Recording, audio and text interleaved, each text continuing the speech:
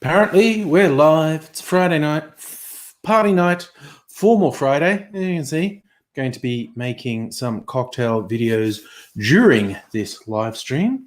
And it being a Friday night, the usual suspects will probably show up in chat and we'll go all angry bunch. And so somewhat typical for me. I ran around at the last minute doing things. So I end up being not really ready for the stream. I'm going to make myself a drink. Ooh, that looks good. A little bit different. I'm going to make myself lemonade and orange juice. To start with, hello, Helian Kirsten and Heidi Ho Annette. Nice to see you. Gonna stir my little drinky poo up a bit.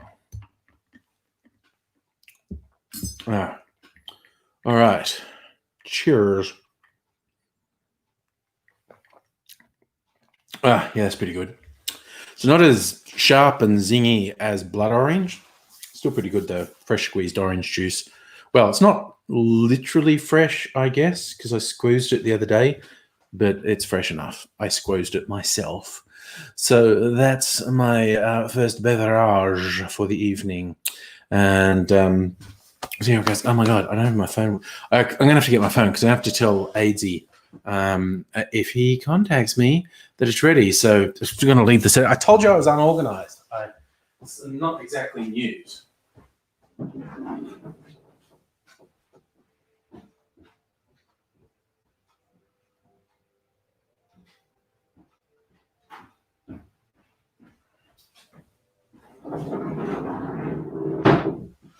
Alrighty, got the phone. And we're back. We're back. This is a huge glass. I specifically seek out huge glasses. This is my second largest glass. The largest is a beer stein that holds a liter. Actually was a gift pack with a German beer, like a can that had a liter of beer in it, was sitting in the stein. And I don't drink beer. I bought it just for the stein. I gave the beer to someone else. And you got the good stuff. Ooh, Starward Nova single malt. Nicey. Kirsten, you're having a rum old fashioned. I've seen stuff from the Brix Distillery. Yes. I weirdly, you're the a gin queen, Kirsten, and though I'm nowhere near your league, I'm surprised at how many rums I'm collecting. I've got 6. 1, 2, 3, 4, 5, 6. 6 rums. Oh no, one of those is tequila. So 5 rums and 2 rum derivatives, like rum liqueurs, essentially. Oh no, wait. 6. Okay, so I've got 6 rums. The unaged cane spirit, which is sort of proto rum, cachaça, which is like a cousin to rum, velvet falernum, which is like a rum liqueur. So I have a lot of rums. I've been using them in clarified cocktails. But I'm going to make aperitiki tonight. My next week's theme for my YouTube cocktail channel is aperitiki.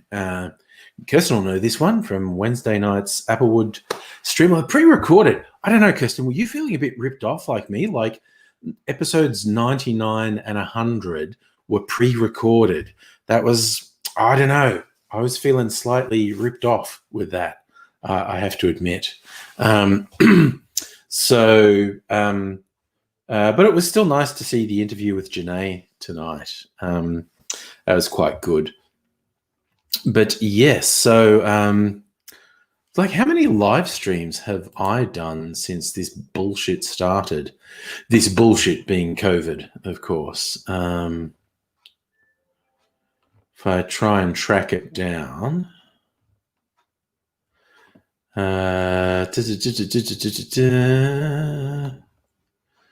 Going back and back and back. Formal Friday. Tolkien reading day. March 10th live stream.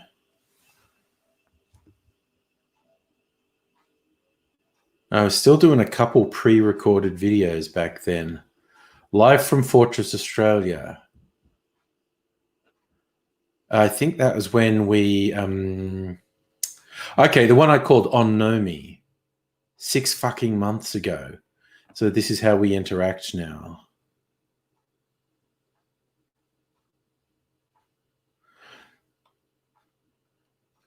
So, Jesus, I was doing live streams.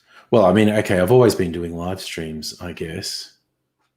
But I was still doing pre-recorded videos.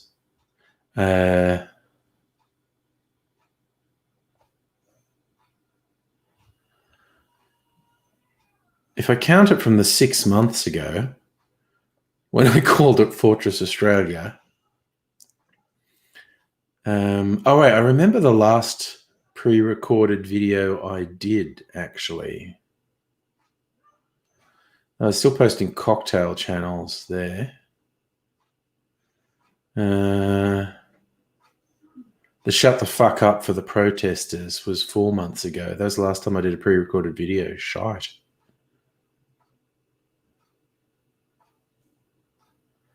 Yeah, these were all live streams. I've been doing them for so long. Formal Friday. That's pre-recorded.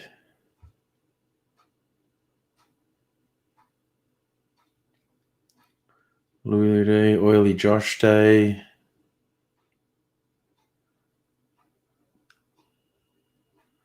These were, okay, yeah. These were all live streams. So it's 5, I think 1, 2, 3, 4, 5, 6, 7, 8, 9, 10, 11, 12, 13, 14, 15, 16, 17, 18, 19, 20, 21, 22, 23, 24, 25, 26, 27. Lots of 5. So I've done, I don't know, at least 130 live streams since this shit started. Charlie feeding the boy. Good. Maybe that'll calm him down. How many videos have I put up this year compared to last year? Catherine, I put up more videos if you're saying a live stream is a video. If you're going pre-recorded, so few pre-recorded videos. The last pre-recorded video I did was 4 months ago. But in the last 6 months, I've done, I don't know, anywhere up to 150 live streams. Yes, Luke, snow in parts of South Australia, snow in parts of country Victoria. Rained a lot here. It's predicted to be 0 overnight here, which is friggin' wild, quite honestly. These are the times in which we live. We live in strange times. Yeah, there's not much else to say. We live in strange times. Well, I wonder if there's any. I'm going to add a tiny bit of booze to my drink. I was steeping my poutine, which is like 55% alcohol, in citrus peel, and it colored it orange. And I put most of it into a decanter. There's just a few drops in there. Probably won't even taste it. Oh God, Charlie can't find a bottle opener. No, that's a bad time. So I have to decide which aperitivo drinks I'm gonna make. So they're all on the Punch Drink site. Not be a Bahama Mama.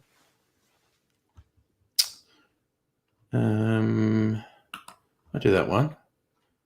Ooh, actually, okay, here's the thing I wanted to do. Cocktail quiz. See how well I do. Cocktail trivia. Okay. That's what I want. Aperitiki. Maybe you do cocktail trivia. Zane, thank you. It's Formal Friday, and I'm preparing to make some videos for my cocktail channel. This is like my thing for my cocktail channel. So yes, try and keep it classy on Friday nights, because we tend to go for a really long time and get pretty fucking messy, quite honestly.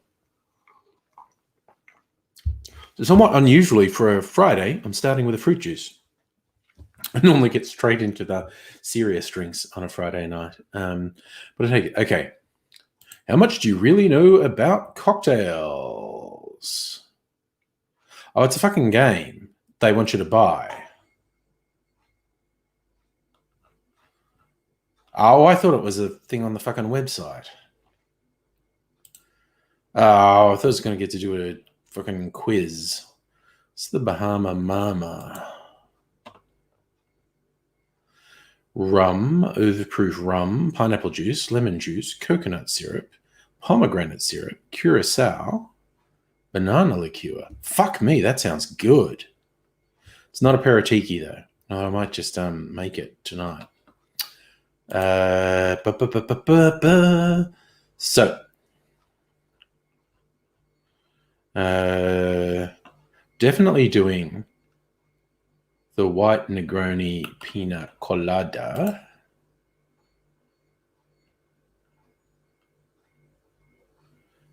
Negroni. A long Negroni. What's that? Soda water, gin, Lutla red. Okay. So it's got the gin and the bitter red, and then you top it with soda water. So it's a Negroni highball, basically, which is not a Peritiki. It's not what I'm looking for. Zane, yes. Yeah, one of the things I did in this weird fucking lockdown world we have, besides doing live streams, usually at least 4 or 5 nights a week, sometimes 6 or 7, I started a cocktail channel for funsies. Haven't started a new YouTube channel in 10 years, and starting it in a new niche where no one knows me. It's a good challenge to the old ego, quite honestly. Oh no, Charlie, your unopened beer is mocking you. There must be something you can use to open it. Stella, listening on the way home, stuffing your face with KFC. Yes, that's the answer to a stressful day. 100% supporting you in that choice, Stella. Although I have to admit, I'm just, of all the KFC range, I'm into the popcorn chicken. Just a little bit, yeah. Super into that, actually. I make a home version of it. Just get chicken, either chicken breast or chicken thigh fillets, and just chop it up into little bits and bread it and pan fry it. And it's, I usually marinate it as well, actually. Okay, we're with the KFC gang. Charlie, you had it for lunch. I actually had it last week, which was probably the first time I had KFC in, I don't know, a year or more, because my offspring I was too lazy to fucking cook anything, and we'll order something. And then they came in and said, we're ordering KFC, do you want some? And I was like, yes, popcorn chicken. And so I got some popcorn chicken. But yeah, for the big mainstream takeaway places, I was going to say, it's not that I'm a snob, maybe I am. Like McDonald's and Hungry Jack's and KFC, Red Rooster, I almost never get anything from them. I get stuff from local burger places and whatnot. So I guess maybe I am a snob. I don't know. Oh, there you go, Charlie. It was in bottle opener was in your Hamburg or in business. Still stress eating, so you're going to enjoy it. Oh, good. Okay. Cool. The popcorn chicken is the food of the gods. So, Peritiki. Pearl of Krishna. Martinez riff.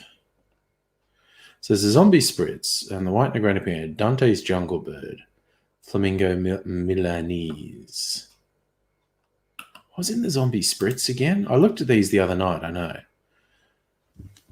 Lily Rose. Right. They made it with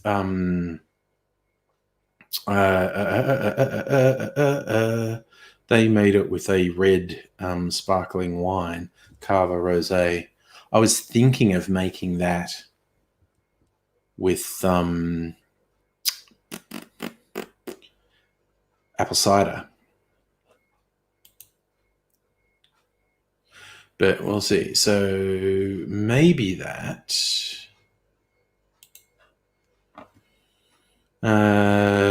Definitely making the white Negroni Pina Colada. That's mezcal, gentian liqueur, coconut liqueur, lemon juice, pineapple juice. So that's a damn interesting mix. Now to decide what's going to be the third one. What's a Flamingo Milanese? Campari. This one. Campari Galliano, which I can substitute something for Galliano. Substitute something for Campari, for that matter. Fucking hate Campari. Cachaça, Oleo Saccharum, lime juice, dashes of absinthe.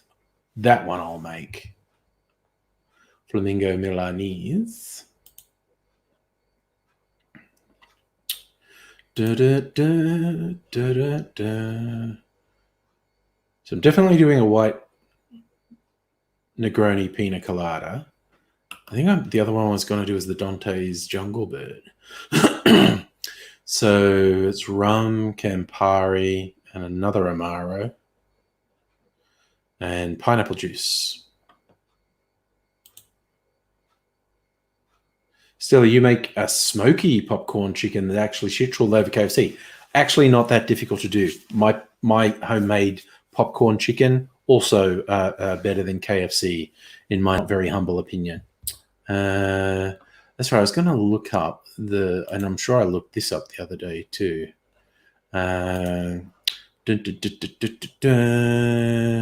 Zucca Babro Rababro Amaro. What sort of Amaro is that? Zucca Rabaro. Apparently Dan sells it. Let's have a look if they got much of a description. Zucca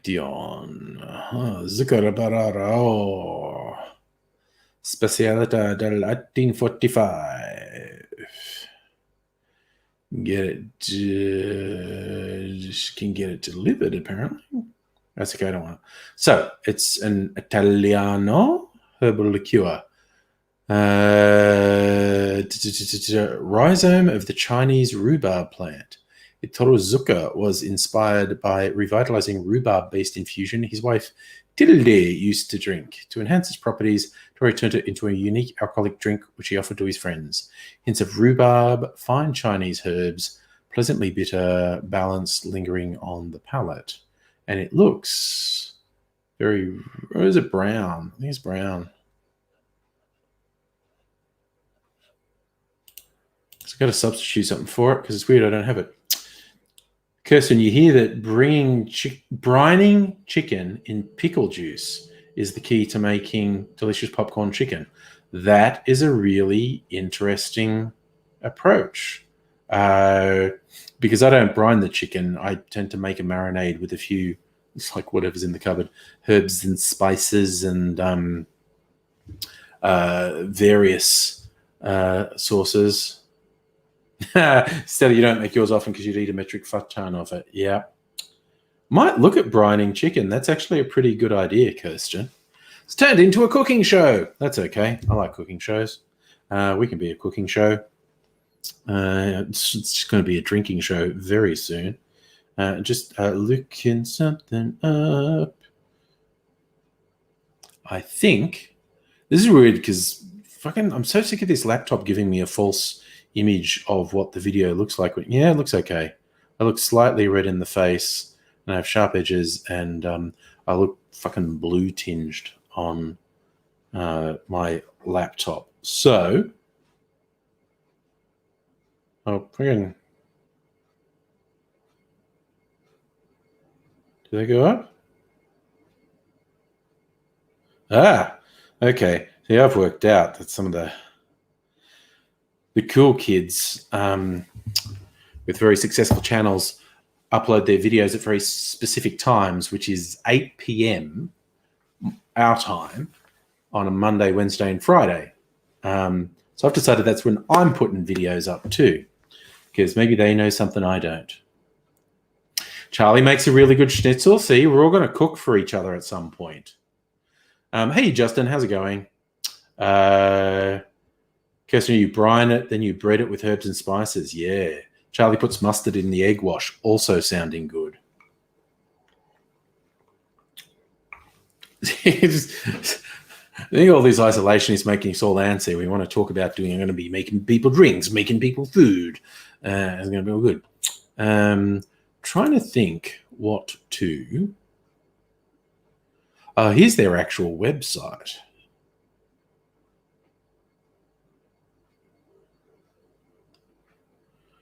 All right, so it's a real herby one. Okay, I've got a really herby Amaro there. Wonder if it's like I just thought I bought this ages ago. I thought I needed an Amaro for my things, and I didn't want to spend. This one's literally just called Amaro. So I better say Lazzaro Liquori Amaro Liqueur. Original Italian product.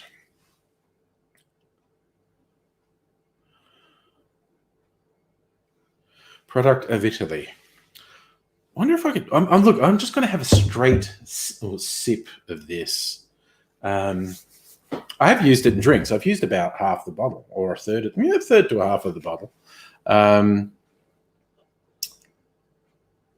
it's just like generic. It's Amaro. Yeah, angry cooking. Annette's not cooking. Don't want you to cook for you? Okay, that's okay. My daughter made lasagna tonight, which was really good. Oh, good God. Zane, I only had a few minutes. Thanks for dropping by and saying hi, man. And yeah, Angry Cocktails. Check it out. All the cool kids are. So I'm just going to do this in a spoon. And again, I'm ripping on Henry. What's that bitter taste in my mouth? It was actually a pretty nice aroma. It's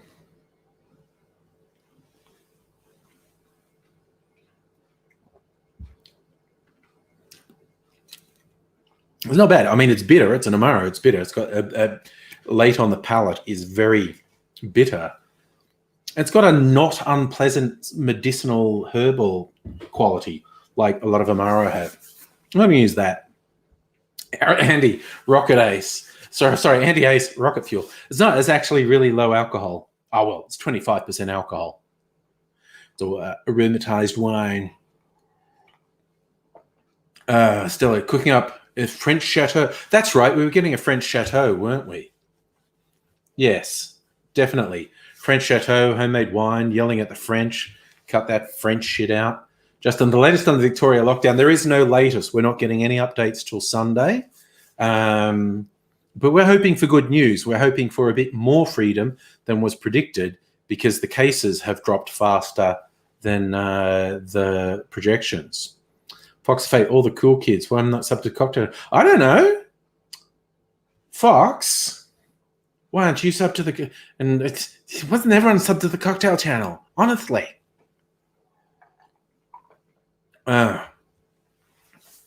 Annette used to make rocket fuel when you were a teenager. I think we've all been guilty of doing shit like... I mean, one of the videos I made for the cocktail channel was just every one of my overproof spirits in the same cocktail. You're a cool kid, Fox, but you got to keep your cool badge and subscribe. Yeah, and that actually, the one of everything, which I called the Shut the Fuck Up video, Shut the Fuck Up cocktail, the signature Angry Aussie cocktail, was actually pretty good. If I remember rightly, I milk clarified it because that's a thing I'm kind of obsessed with. Right, so I got to think the order I make these in. So there's the, I'm going to make a white Negroni pina colada,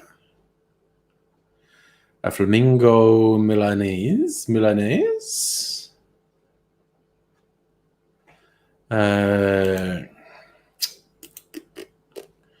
Dante's Jungle Bird. Yes, I am going to make Dante's Jungle Bird.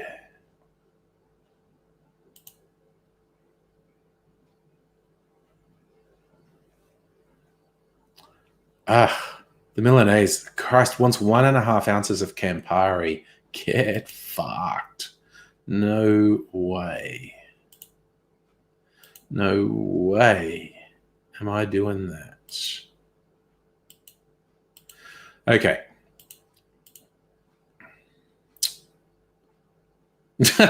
Justin, did I see the Mythbusters episode where they tried to make a salami rocket? That sounds like the name of a porn film, the Salami Rocket.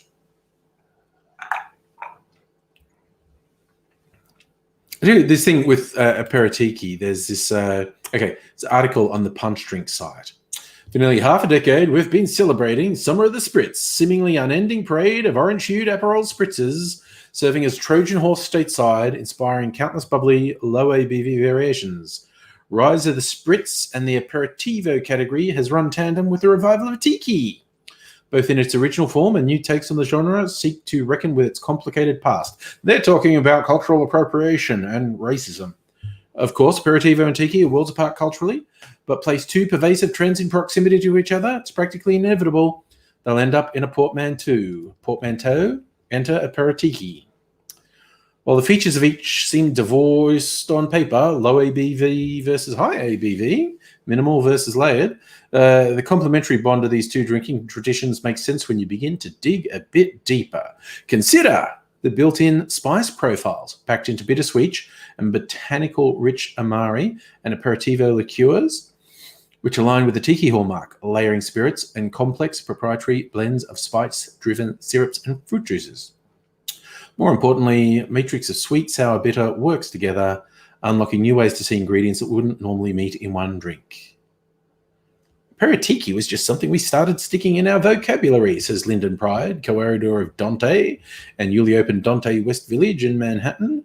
What we found was you start using Italian vermouth or bitters as a driver, rum, and some of these flavors just take on a whole different angle. People started saying Aperitiki around 2013. Gained modern traction in Italy, UK, and Australia shortly thereafter. 2017, things began to pick up. November, Italian bartender Daniel Dalla Pola of Bologna Tiki Bar New Lounge Bar. Oh, a tiki bar in Bologna. Okay. I thought that was the name of it for a second. New Lounge Bar presented an evening of Aperitiki drinks. Then Los Angeles had a bitter tiki night. There you go. I think there's some people from Australia talked to there.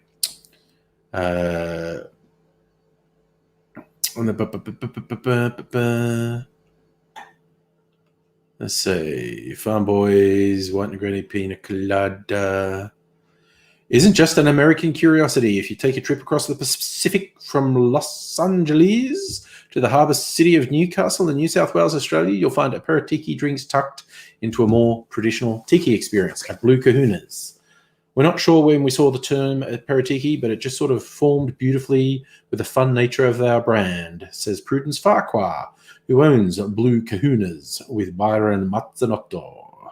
Two have featured an Aperitiki out at Blue Kahuna since opening in 2018. Approach combines Italian and tropical ingredients with more minimal templates, as in their Cubano Cula, their vermouth-driven spin on a mojito, made with Cinzano Bianco vermouth. Very brave of them. Montenegro Sour, pairing the namesake Bologna-made Amaro with an East African rum alongside house-made items like their rum-based house Amaro. Christ, that sounds interesting. Rum-based Amaro. Right, so I had to read that. I got to say a bit of background for the video. Okay, and you agree that the salami rocket sounds like a silly, soft 1980s porn, right? Stelia, shows your face full of shit food, gained 3 kilograms. Time to roll. Okay, keeping an ear on us. Thanks for stopping in, and doubtless we're going to still be going when you get home because it's a Friday night and that's the type of thing we do.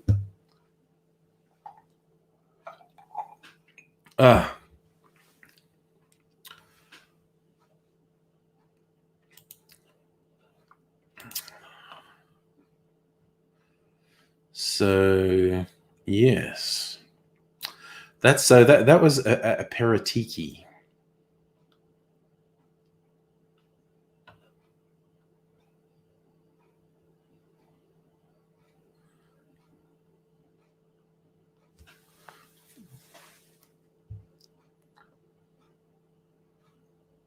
That's very, yeah, I'm just reading this. There's a whole thing of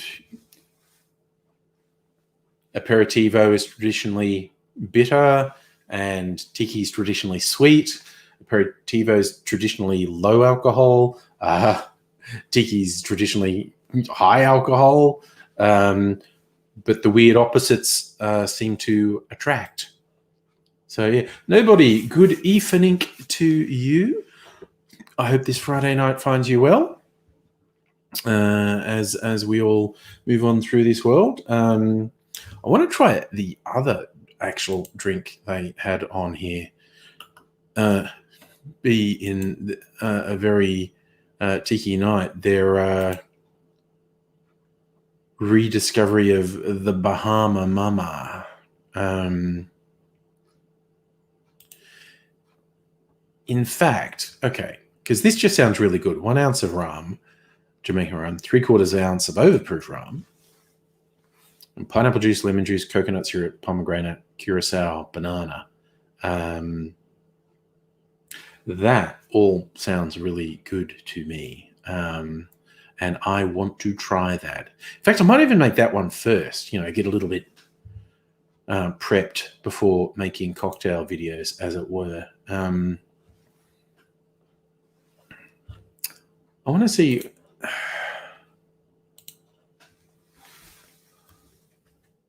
Mama.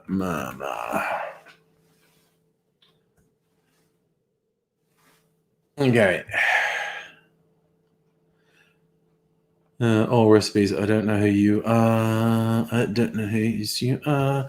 Steve the bartender made one. Okay, he's my guy. And Difford's. Look at Difford's and Steve the bartender's recipes. So Steve is dark rum, coconut rum, another rum, coffee liqueur, lemon juice, and pineapple juice. Okay, coffee liqueur. Ew, gross.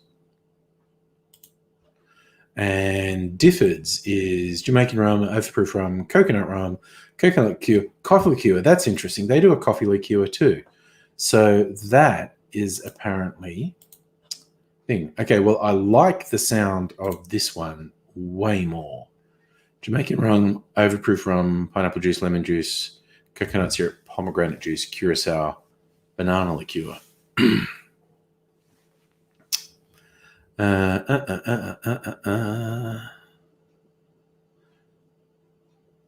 Tiki Master Paul McGee's. He's from a place called Lost Lake in Chicago.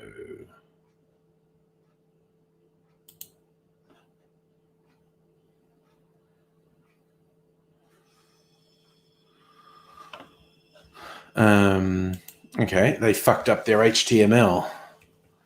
Lost Lake, Chicago. Lost Lake, Chicago. Tropical cocktail bar in Chicago. Ooh, it's got a vibe. Looking at the pictures of this bar.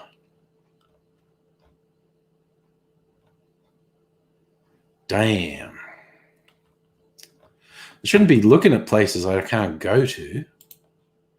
Even without fucking Corona, I wouldn't be going to fucking Chicago, really. Nobody had better days, mate. Spent a day calling around for vets. Oh, no, dude. Yeah, no. Having to have your cat put down, that is, in fact, distressing. Completely empathize. That makes for not a great day. So, yes, commiserations to you. That's a stressful and unpleasant way to spend a day, but it's good that you're taking the responsibility to have things taken care of by a vet. That's dude. Yeah, that is stressful in a world that is already full of stresses. So, yes, sending out all the empathy and positive vibes to get over what would definitely be an upsetting day.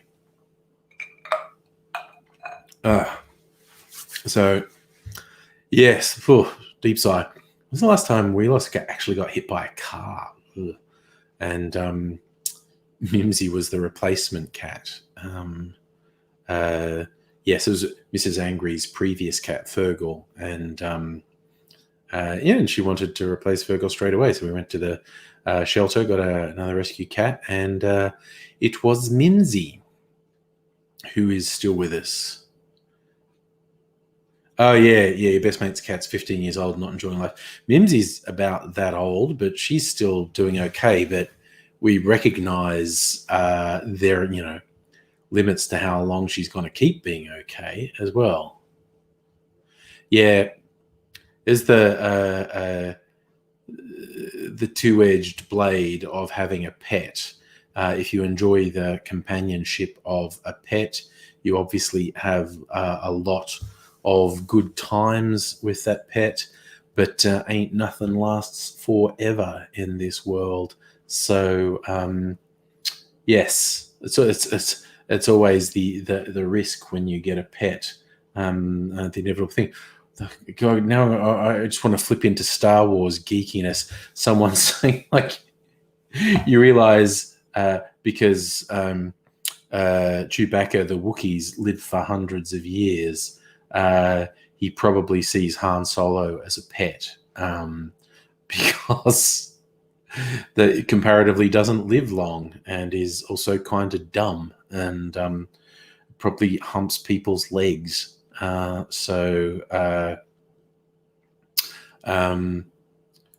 that context, I think Han Solo is actually Chewbacca's pet. So,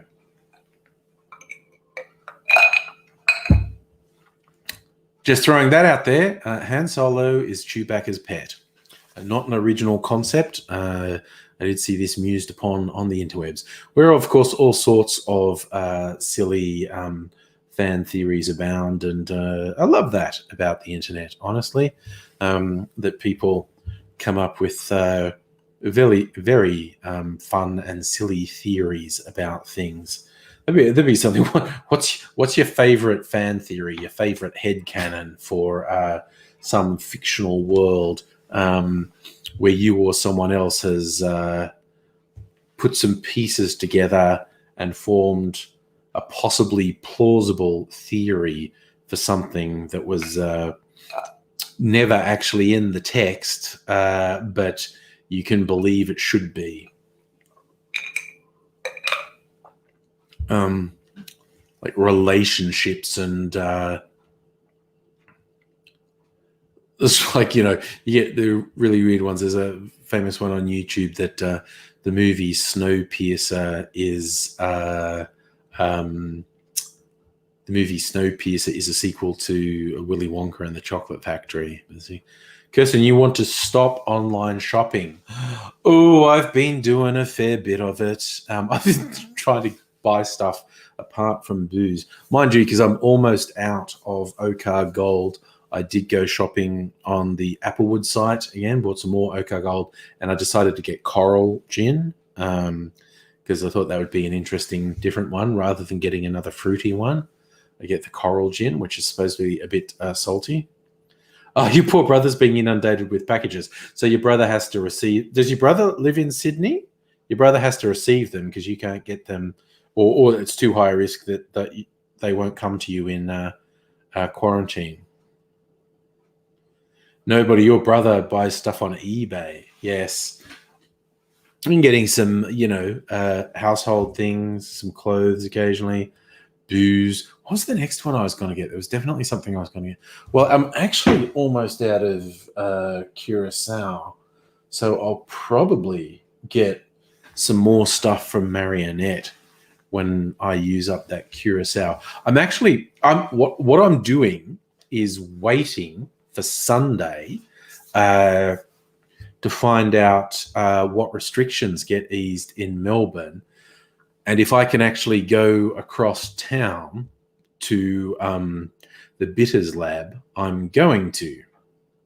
And if the restrictions aren't that relaxed, I'm going to order some stuff online from the Bitters Lab. Order a few things to make it worthwhile. Plus, I have to properly look at that amazing bush food site you sent me the link to, Kirsten. God, if anyone wants to try jams and similar things made with Australian natives, this site was bloody amazing. We were having that discussion about butterfly pea flower extract the other night. And the Bitters Lab were actually out of stock, but this other place had it. Kirsten sent me the link for it. Yes, okay, it's just called the Bush Tucker Shop. bushtuckershop.com. So, and they have like finger lime curd, marinades, all these jams, macadamia butter. My God. It's just wild. Fruit, like the fruit jams and conserves. They've got Desert Quandong, Davidson's plum, finger lime curd, finger lime marmalade, lily pilly conserve, macadamia and plum swirl, macadamia nut butter, rosella jam. Oh my God. It's wild. Stella. Oh, we missed the slag pour again. Dang. That's okay. We will get it one night. Oh, Kirsten, you have 4 brothers. One of many brothers in Sydney. Okay. Okay. Charlie, you're getting packages because your boyfriend's building new PC. I've got the big new PC parts package waiting for lockdown to be relaxed. So I can have my tech expert come over and upgrade my PC. That'll be fun.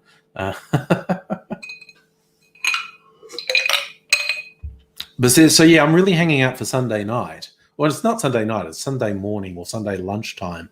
We shall find out to what extent is Uncle Dan relaxing restrictions in Melbourne. I say Uncle Dan, I think I'm older than him. I'm going to look that up. Dan Andrews' age. I'm so much older than him. Okay. Calling him Uncle Dan, and I'm older than him. Cool. Yes, waiting to find out what restrictions are eased. Can I travel further? Because it would be less hassle to make an order with the Bitters Lab and then go and pick it up.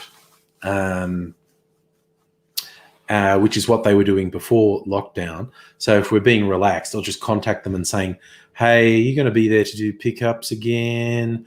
Going to do that? Because they had a few fucking really good sounding things on offer.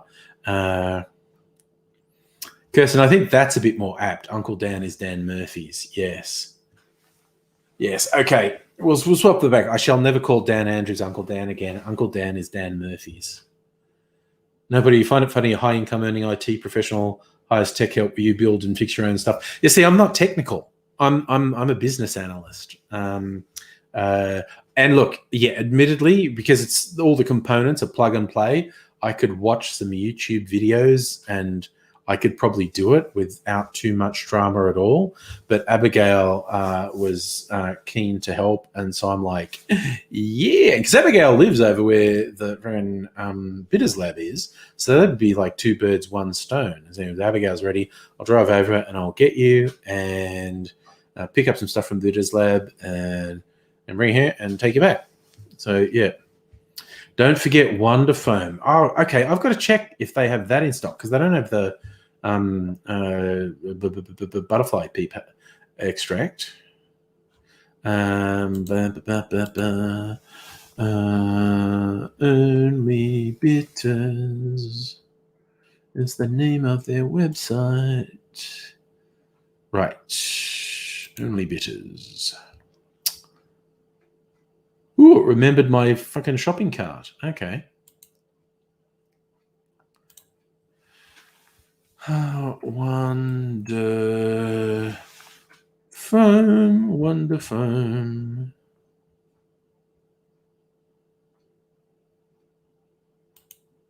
Let me have a look. Wonder Foam. You know what? I'm fucking adding it to the cart so I don't forget it. Continue shopping. Wait, what's in my cart? What did I put in it?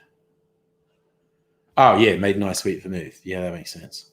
And the Rum Diary spiced coconut rum. Okay.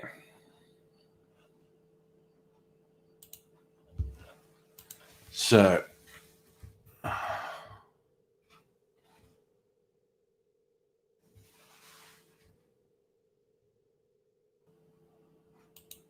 Wait, are they saying they've got it in stock now? Okay, the other day it was they must have got some new stock in. All right, add to cart. Jesus, maybe I'm just going to order this.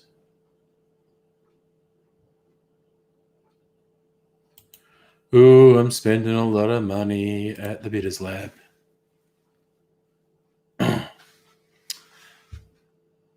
No, nobody, you should troll me, definitely, absolutely. It's hot as fucking shit and humid as hell for anyone else to know. Where the hell are you that it's hot and humid? The whole fucking East Coast seems to be sort of positively wintry in temperatures tonight.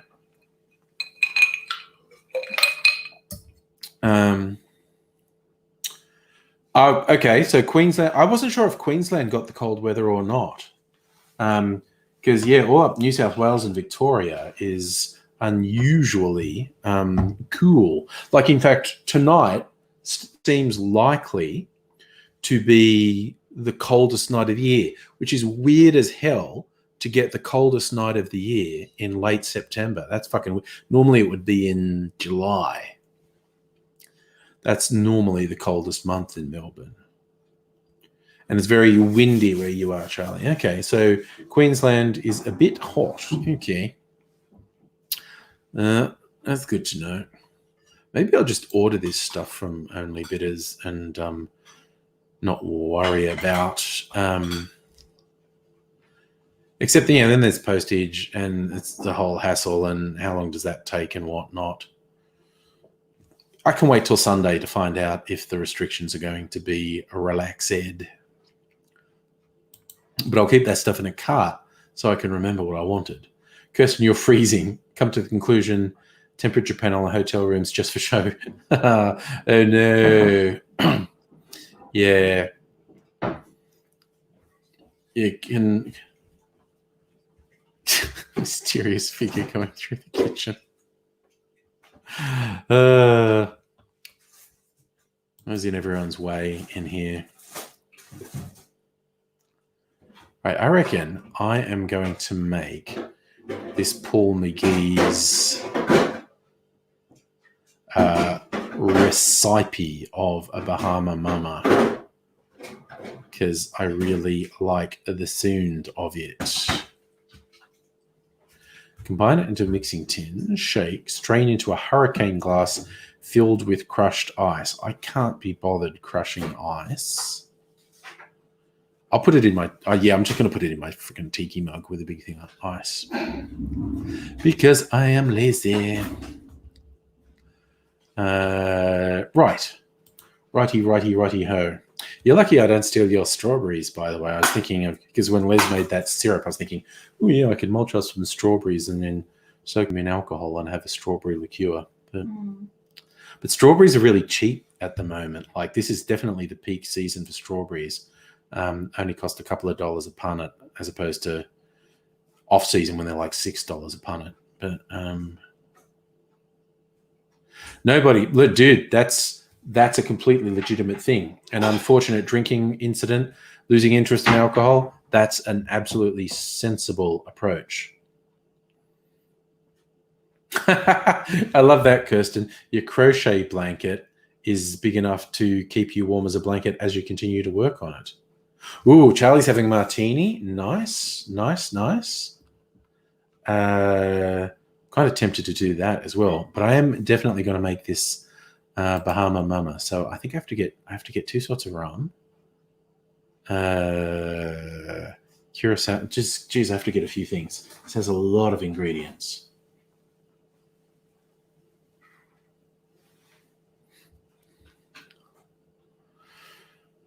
All right. Jamaican rum, preferably. I've got a plantation rum, but it's an overproof. They say a white overproof rum, but I've got a brown overproof rum. I know which 2 rums I'm going to use. Okay, 2 rums. 2 rums don't make a right. Okay. What else do I have to get? Curacao and banana. Curacao. Oh, it's almost gone.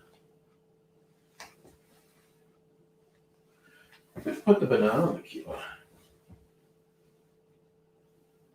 Well, it's bright yellow. I can hardly misplace it. Is that it? Banana. Banana. What else do I want? Lemon juice. I've just squeezed some lemon juice. That's good. Just opened some pineapple juice. Coconut syrup, pomegranate syrup. And I made those both fresh this week. There we go. All right.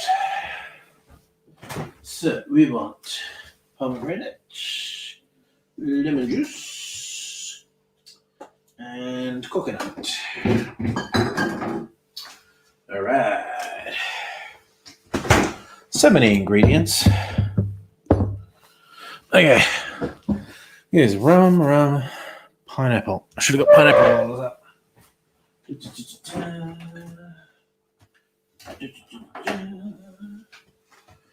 Right. Triple checking. Rum, pineapple, lemon, coconut, pomegranate, curacao, banana. That's everything. Holy shit, that's a lot. Okay. Und mixing tin and shake. Yep, okay. Coolio. Bonjour, Lee. Nobody, you have a long wall facing the afternoon sun. Yes, that would get warm. I bet also on the outside, it's one of those ones where the afternoon summer sun, after the sun goes down, that wall just radiates. The wall radiates heat. Nice. Annette making an old-fashioned Godfather. We're all going, okay, I'm going to get my shaker, which I was using a bit earlier. The work disco party in the afternoon.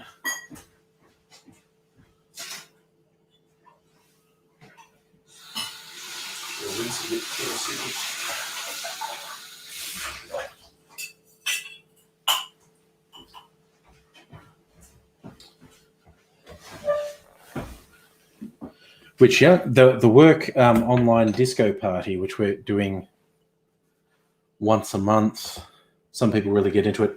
Young Ms. Angry described it. Is that just all of you trying to act like you're not desperately depressed and lonely and forcing yourself to have fun? I said, that is exactly what it is. That is literally what's happening.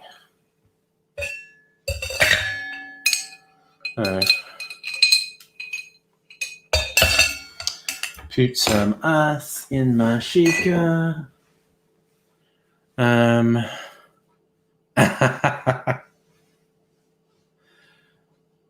Oh, Charlie, you're at a place surrounded by tall trees, so it's cold inside, but possums, yes, make an awful fucking racket. Yes, we've got some possums who spend some time in the ceiling here, and sometimes late at night you're lying there and it's just thunder, thunder, thunder, thunder, thunder as they run from one end of the house to the other.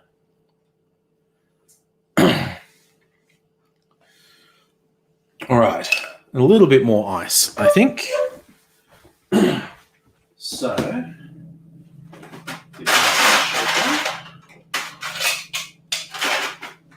okay, and I'm going to get my tiki glass ready with some ice.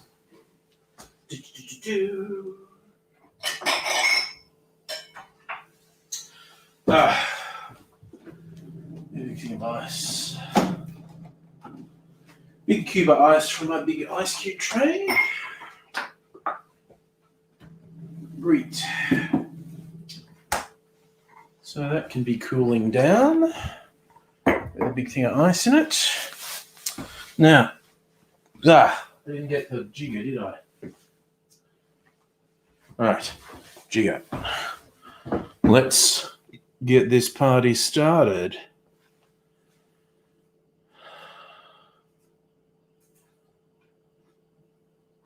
Charlie, you had a possum come into the house through the bathroom fan. Okay, that's a bit disconcerting. Nobody walking the black dog. I've always, as much as, we're talking about depression when we say that, I've always really liked that as a metaphor. I thought it was very poetic. Because it really sums up the feeling, basically. Alrighty. So I've got to do 1 ounce. Is this Jamaican? Where's this one actually from?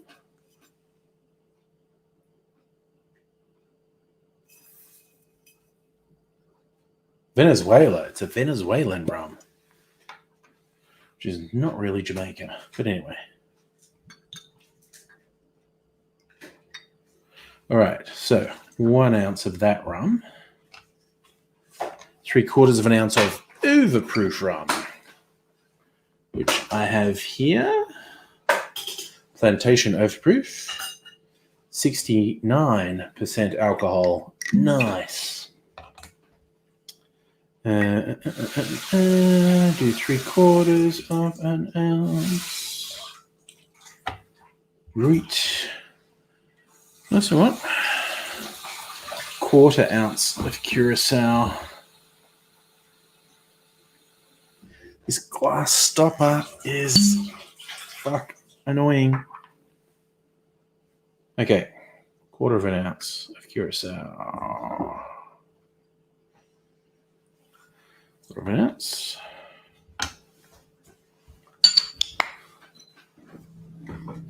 Quarter of an ounce of banana.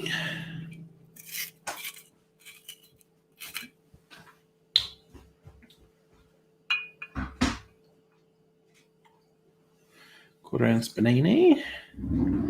Now for the syrups and juices. I've repurposed my Starward Old Fashioned bottle to hold my pomegranate juice. Well, pomegranate syrup, I should say, which is 50% pomegranate juice and 50% sugar. So not exactly healthy, but tasty. And it's only 1/2 ounce that I'm putting in. And the same deal for the coconut syrup. 50% coconut cream and 50% sugar to make it coconut syrup, like Coco Lupez. Okay, and that's going to curdle when I put the fruit juice in, so going to have to shake it pretty seriously. There you go there. So you're going pineapple juice and lemon juice, 1 ounce of each. Okay. 1 ounce pineapple. 1 ounce lemon. Alrighty. And that is that. That is, in fact, that.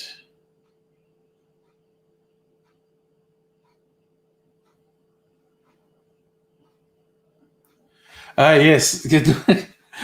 Nobody have heard of this habit of staying and chatting and when the stream's over, which is good.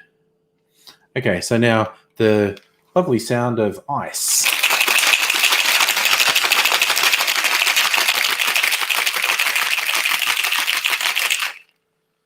Oof, that's very icy. Very painfully cold to hold, in fact. That's very cold. All right. Alrighty. Let's strain this. Ooh, that's a very brown color, which is hardly surprising with the rums. Kind of looks like caramel milk.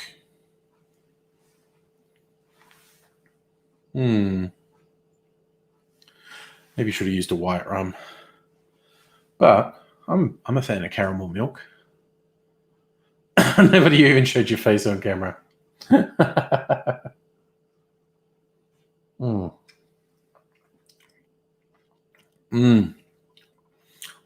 Wow, that's good. It's interesting, all those different things in there. It's not just turned into a swamp. The different flavors are there. It is, of course, absurdly sweet, but still good.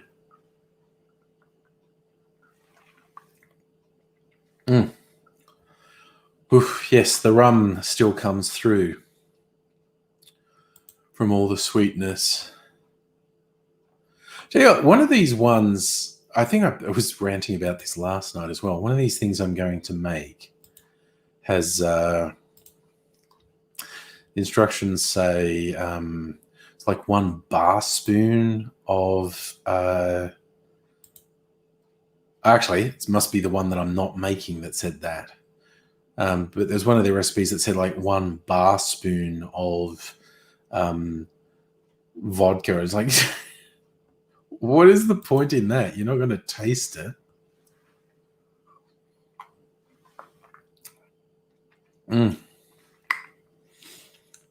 Well, this hasn't. So it's an almost Vegemite taste in it, which is really weird because you'd think it was just nothing but sweet. But the rum is giving it a little bit of bite, and it's like there's a slight. I don't know where the slight sort of savory edge is coming from because it's just a whole bunch of sweet ingredients.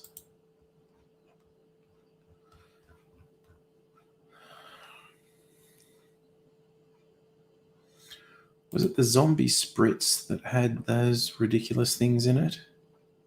It was the zombie spritz.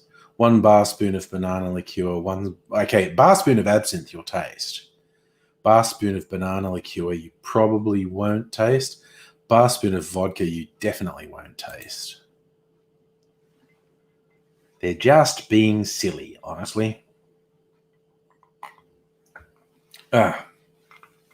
So, here's the thing. Speaking of talking and chatting on the stream, is anyone in an angry bunch mood? Is the question. Nobody. I literally have some Vegemite vodka in the fridge, and it's still in the fridge a year or two after I made it because it's that gross. It is that bad that I just haven't drunk it.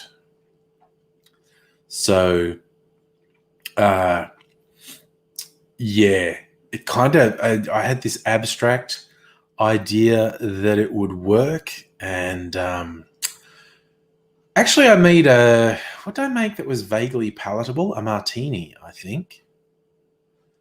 tried a couple of things, and one of them really didn't work. But martini was somewhat palatable. All right, so I'm going to share the link, as the saying goes. So there's the Angry Bunch link for anyone who wants to jump in. It definitely looks like caramel milk.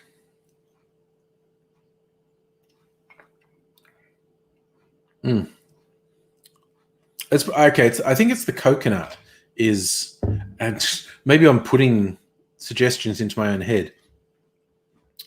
The coconut definitely makes it taste like milk. Lee, hello.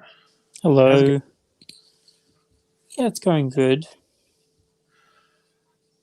Well, this is good. Okay, Kirsten raises a good point. With my Vegemite vodka, it might be suited to a Bloody Mary, which is already a savoury drink.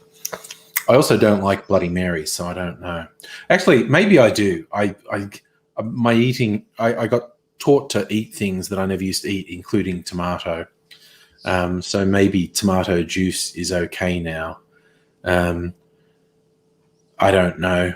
It's one of those things that I used to not like, so no, I don't want to eat it. Hey, Safa, how's it going? You think? No, it's not a new webcam. I maybe just changed the settings on the webcam, and it looks a bit better. There's Fox. Hello. How's it going? Good to see you all on a happy Friday night. Yes. All amped for the weekend. Oh, Charlie's a big Bloody Mary fan. Maybe I would be. Maybe I should try one sometime soon. But because previously I never would have drunk tomato juice, so I've steered clear of them. But maybe I'd be okay with one now. I don't know. Who can tell? Not me. The world's stupid. I don't know. I agree with you on that one. As an echo. That's fair. Safa says tomato juice is a Soviet delicacy. That's an interesting. Well, they would have liked it with vodka, probably, wouldn't they? Isn't that a Bloody Mary, basically? Yeah. And what's the other thing that is stereotypically popular in Russia? Caviar. Oh, Charlie's joining us too. Here we go. Hey, Charlie. Hello. Caviar. Hey. Hello. Got my martini. Oh, you got your martini. Nice.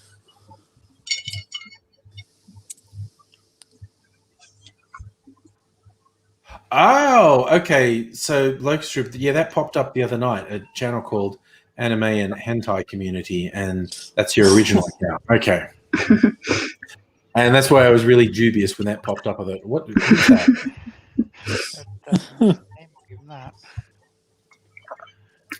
Yes, Safa, caviar, if even possible to get actual caviar in Australia, would be very expensive. It's salmon roe eggs with something. It has to be something really specific to be legit caviar, doesn't it? Beluga sturgeon. That's it. There you go. Yeah, sounds like something that Vladimir Putin would get if he was in Australia. Because he only gets stuff from Russia whenever he travels. Oh, okay. Yeah.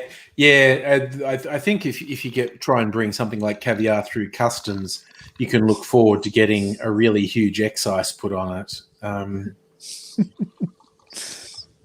Yeah. So I have to admit, I got really annoyed when they changed. I don't know when they changed it, but the duty-free rules in Australia for booze, you can't buy booze overseas. You can only get something from the duty-free at the Australian airport when you land. That's shit. And yeah, because it's a really limited range of stuff.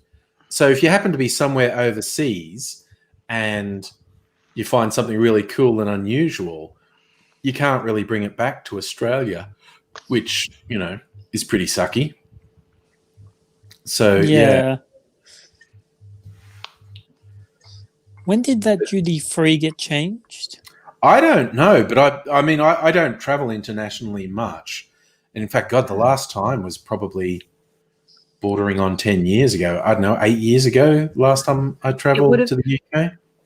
It would have been more recent than the last time I went overseas because, what year was that? That would have been 2014. My mum and I went to Fiji. Yeah. That was good I fun. remember. And the duty free there, they had these big bottles of Fiji rum that's like really strong, Yeah. and very cheap. We didn't get any though. Yeah. But I remember being really surprised when they said, "Oh, for duty free, you can't actually bring anything in. You have to buy it when you land at the airport at the duty free shop at the airport." I was like, "Oh, that seems kind of sucky." Yeah, that does seem a bit. Even though I don't drink alcohol, but And it's just the really limited, and because the airport's a massive fucking scam with the parking rort they have going on there. Yeah, I was going to say my mum used it to get a big thing of cigarettes. Yeah. Oh, yes. People still love getting their cigarettes duty free. Yes. Mm. Yeah. Safi, you might be right. Smokers have a better time than drinkers in Oz in terms of importing things. God, but the other cigarettes thing, are so fucking expensive yeah, here. Like, I wouldn't know. I don't use them. well, apparently, like, they used to be really cheap. My mum was saying like it was like, oh, it used to be like 50 cents a pack or something like that, whereas now it's like at least $30 to $40. Hey, Kirsten. That's custom. Hello, Yeah, hello.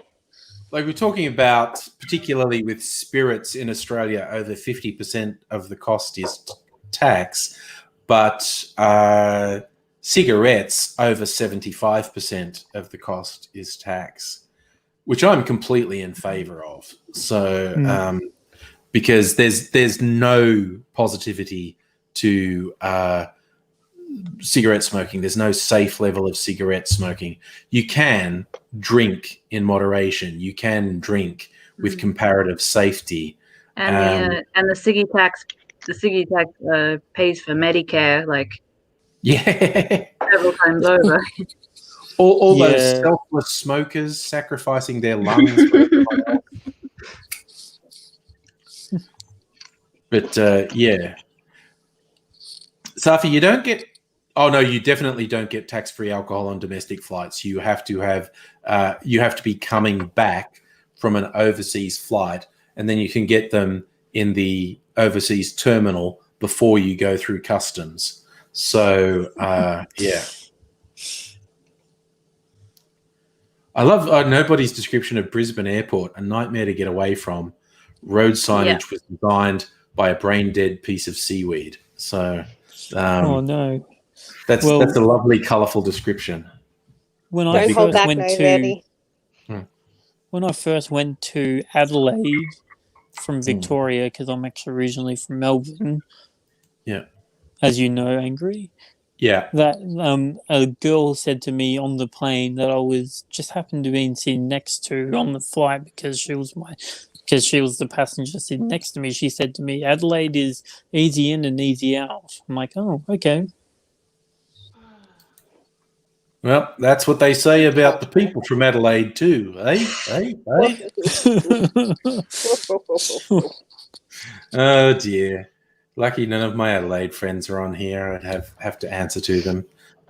Well, you're living in Adelaide, Lee, but as you've already said, you come from Melbourne. Yeah. Through YouTube, I do have quite a few Adelaide friends, and they'd have words if they heard me making casual slurs.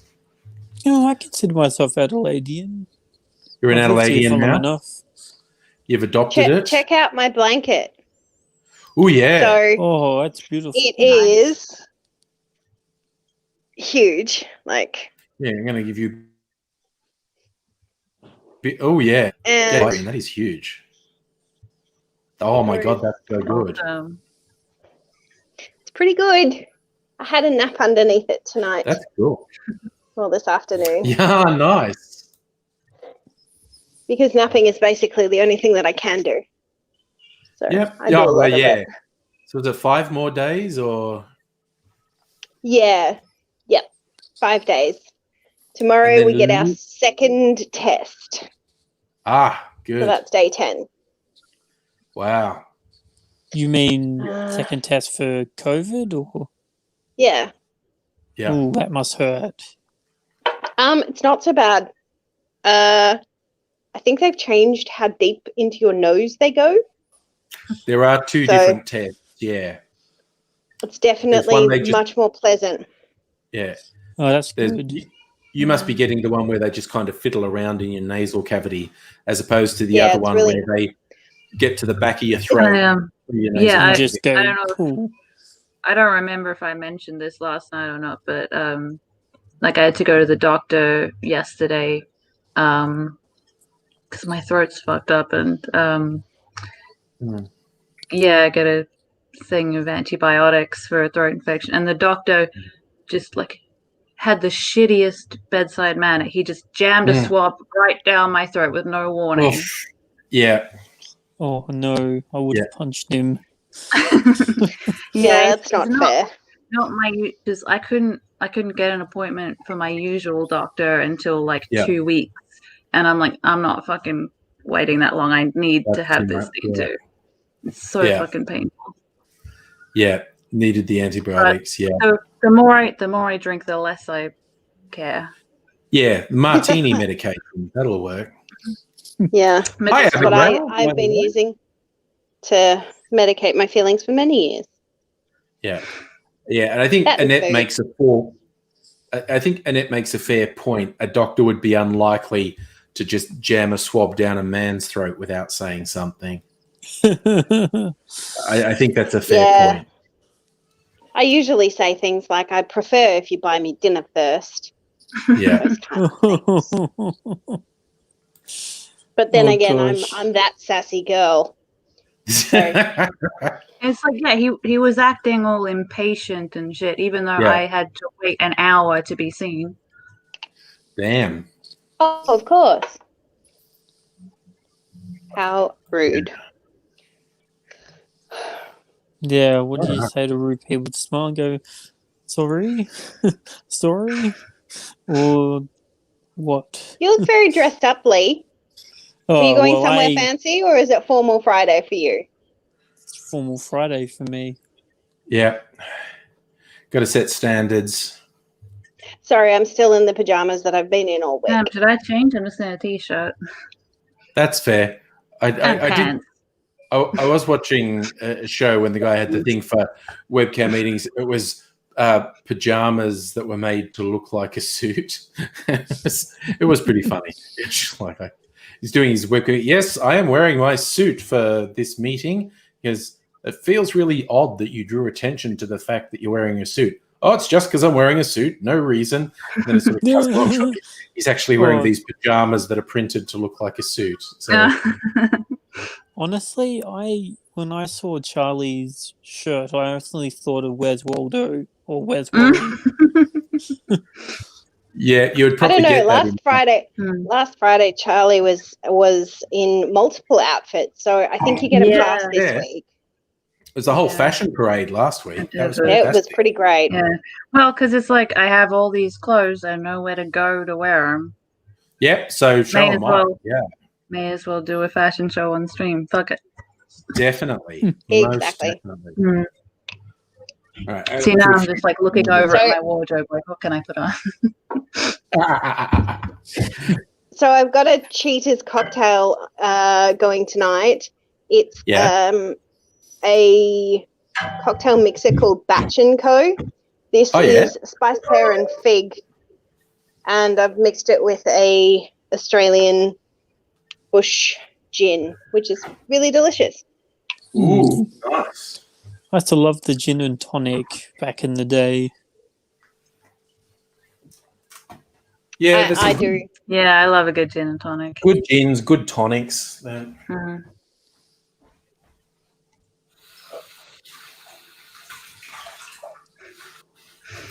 You can even get the Fever Tree, which is a really good tonic line. You can get in Coles these days, so that's a big boon for gin and tonic fans. Hmm. Yes, I just remembered I've got this tartan corset. Thank Sweet. you. Whoa. For when you're going No, I Braveheart. like Corona. I literally never wear it. Yeah. Corona is no time for corsetry. It's just Although- like, I don't know where to go. I don't know where to go. Someone I spoke I've- to I've, today. I've been down a very deep rabbit hole on YouTube, watching several people make reproduction 18th century corsets using old timey methods, so by hand, Yeah. which I think is wild. Yeah. But yes, I've watched probably 25 odd hours of that sort of shenanigans, Nice. which I thought was great fun. I'm getting good ads on Facebook because I clicked on an ad for this very gothy vest, and I did actually buy something from that site. And so now I'm getting all these gothy clothes advertised, and it's like I was wondering about your gothy vest and whether or not it's on its way yet. Oh, hell knows. So that was a very risky purchase. I think it's coming from the UK. It could take months to get here. Might never get here.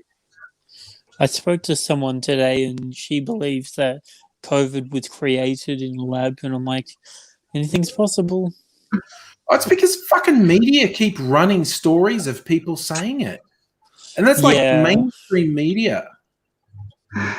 Lamestream media. That's it, Lee. You got it in one. I really prefer I just not don't to- understand why. I'm just so glad that my mum's finally stopped watching The Project. Oh, no. I don't like the project one bit. Yeah. But then again, I don't really like any mainstream media. It wasn't that bad back when it started. Like I've Yeah. literally never watched back when it. Charlie Pickering was on it. Mm. I don't mind him. The other terrifying thing is, like dumbasses on TikTok, which Oof, Ooh. yeah. is a really scary place. Mm. Even watching it secondhand with like people making commentary on their videos, and you're just like, is this real? Is this genuinely Yeah. real? I wondered Like, the same thing. You've got to be kidding. Although my favorite thing that I saw on the internet recently was I always wondered why dystopian YA fiction was always set in the US and nobody spoke about the rest of the world. Yeah, because the rest of the world is carrying on as normal.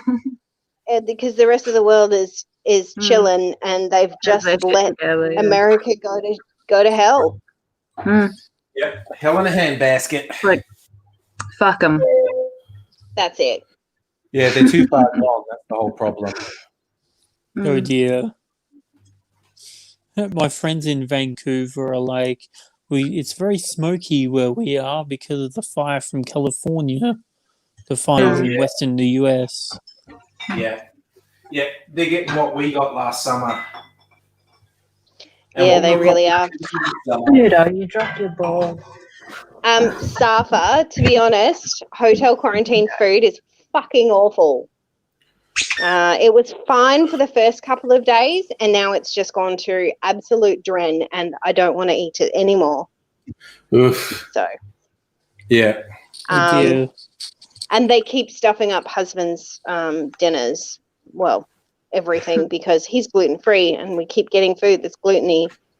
And I have to ring them up. Be that girl that's like, you fucked our food again. Like, this is not news. We've been here 9 days. Yeah. Oh wow, Right. I have to be careful with gluten free with my family as well. It's pretty horrible. When gluten free became a stupid fad as opposed to just something people with celiac disease needed. And suddenly because it became this stupid fad, supermarkets were suddenly full of gluten-free food. Yeah. So everyone And was so sitting there going, the stupid fad was ultimately a good thing. yeah, no, all the people Yeah, sitting it there was could go, great. thank You're you, like, yeah. stupid hipsters. Finally, yeah. It's more accessible. Also, Yeah. because it became a fad, it was also very expensive. My mum is gluten intolerant, True. so I've had to watch her struggle with that. She's found some cookies that were actually pretty nice, and they're like, "These are gluten free? Are you sure?" Mm. It's good when you find the Yeah, good stuff that's look. like, "Are you sure this is gluten free? This tastes fine to Too me." good. Yeah, this tastes way too good. I always say that I am gluten-free by association. Mm. So, Because you know, of you could then- basically yeah. you could basically lure me into a forest with a croissant. Right, no worries. It's not free candy. It's definitely gluten food. Yeah. And because of the- Safa, in comparison to airline food, it's on par. It's very salty and like it will sustain life. It's definitely not things that I would choose to eat for myself. But also, we've been getting like breakfast and lunch at certain times, and today they were 2 hours late, and we're like pacing up and down like little caged animals, being like, "When's the food coming?" Oh dear. So that was pretty awful. I'm gonna have Worry to that they're actually doing some sort of experiment on you, and they're deliberately withholding the food for 2 hours, and there's hidden cameras and scientists with notepads seeing how you react to having the food delayed by 2 hours. It Don't did Oh, cross no. our minds. Paranoid. Like it did cross our minds. You're talking about the thing with See that airplanes. that Yeah. thing in the middle of the Yes. there? Mm. That's a smoke detector, but it's got 2 red lights on it, and sometimes the lights go green, which is disturbing when you're staring at it at 3:00 in the morning. You're like, Yes. Why "Are you did that recording change? me?" Yeah. It's recording now. Smoke Yeah. detector. Oh, Safa, So you're hot in asking. here. Safa's asking, did you get hotel booze or take your own? You do realize you're talking to Kirsten here, Safa. Oh, babe, I brought my own. I brought so much Yeah. of my own. I think we bought Personal gin. 11 bottles of gin, 4 bottles that have whiskey in them. No, 5 bottles of whiskey, 2 bottles of vermouth, 1 bottle of Amaro, and then we've had a delivery of a bottle of gin, a bottle of Amaro, and some rum stuff. Jeez, did they need their own So- suitcase? Well, we're sort of working through them. We won't be taking as much out as we have taken in, but until we get our car, we won't have access to we won't even have access to a third of our normal stash. We had to Oh, be no. really ruthless with what we took in the car. So My Yeah. next door Look. neighbors are having a party. I can hear them. Listen, I love how imagine at first- having parties. Yeah. I don't know Wow. what that's like. The lady next door, she cackles so loudly, and you know, my window just behind me is right next to their house, so I get to Oh, hear that no. into the wee hours. Um, But they're all right. Yeah, I've partied so- with them before. They're cool. we also brought with us a bunch of ingredients to make like cocktails, and we brought ice cube trays because we didn't think we'd be able to get enough ice, which considering that the way that they delivered ice to me this afternoon, I was like, that's not enough ice. Don't you know who I am?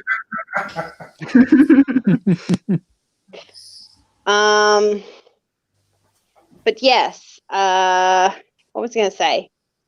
So we've got you know, cocktail glasses. We bought our own glassware. We bought cocktail picks. We brought like a sharp knife to cut garnish. We're organized. We knew what we needed to do. I've got absolutely no clothes, and I really hope that like the car comes fast. I've got a week of outfits that are acceptable to wear to work, and that's it. Oh dear. Otherwise, I'm going shopping. Yeah.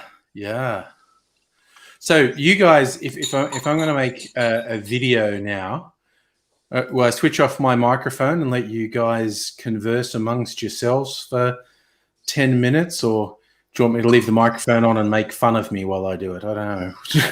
What are you in the mood for? We never make that much fun of you. We mostly just watch you do it. Yeah. Okay, well, We're you mostly can, like I said, observers. I need to get another martini. well, then I'll leave the microphone on. It just makes it hard for you to have conversations while I'm doing it because I'll have the speaker turned off, so I'll just be talking across anything. But okay with that? Yep. All right, I'm just going to switch on my light.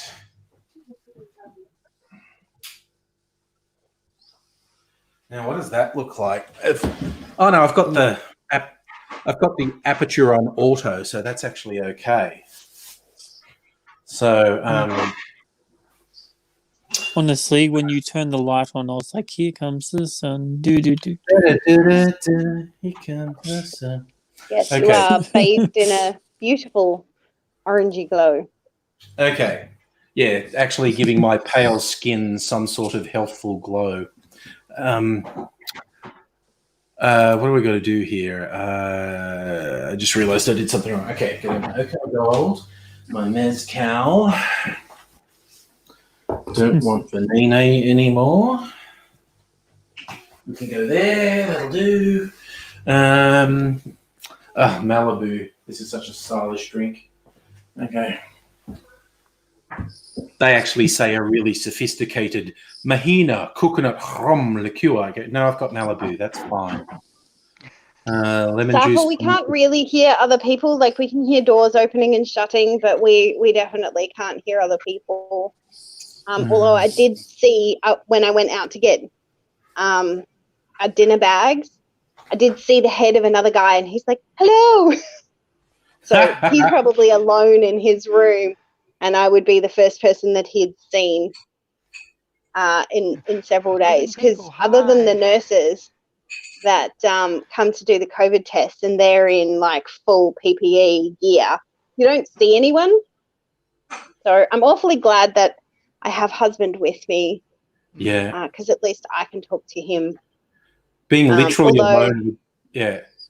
I think the two worst would be being literally alone for the 2 weeks and having small kids for the 2 weeks. Those would be the two worst. Oh dear. I would probably cope okay as long as you were live streaming and I could interact with people. But yeah, and the other blessing that we have that was unexpected is that we have a balcony, so we have fresh air. Which is we're good. not just in this room Yeah. all the time. So I actually went outside and got myself a sunburn. Ooh, nice. I haven't had sunburn in years because I live in Melbourne and didn't go outside. Oh dear. So I was very excited. Alrighty. Little things in Well, life. I'm going to switch off my speaker now so I won't hear you anymore. Okay. And I'm just going to do my talking about aperitiki. Yep, okay, I've got everything I need. Got to switch the camera on, got to switch the audio recorder on. Abigail, I think you and I are quite different beasts, though. Just Given make that sure I'm I've got the camera extrovert frame here. on. Yep, that looks about right. Okay. The light is so blinding I can't see anything. Definitely next. I've always been a bit of a loner, but I've been Okay. coming out of my shell a lot more lately after like getting on antidepressants and Oh, I've been Fox, I you're mean, extra he's- quiet tonight. Like, I don't know if your volume's turned up properly. I've moved my mic further away from my face. Let me. G'day, Mm. cocktail lovers. I hope you've been keeping well. Been looking for Now we get ideas to Is that better? mock to do angry. something a bit interesting, a bit different with cocktails. Funny And when he I messes up. That's my favourite bit.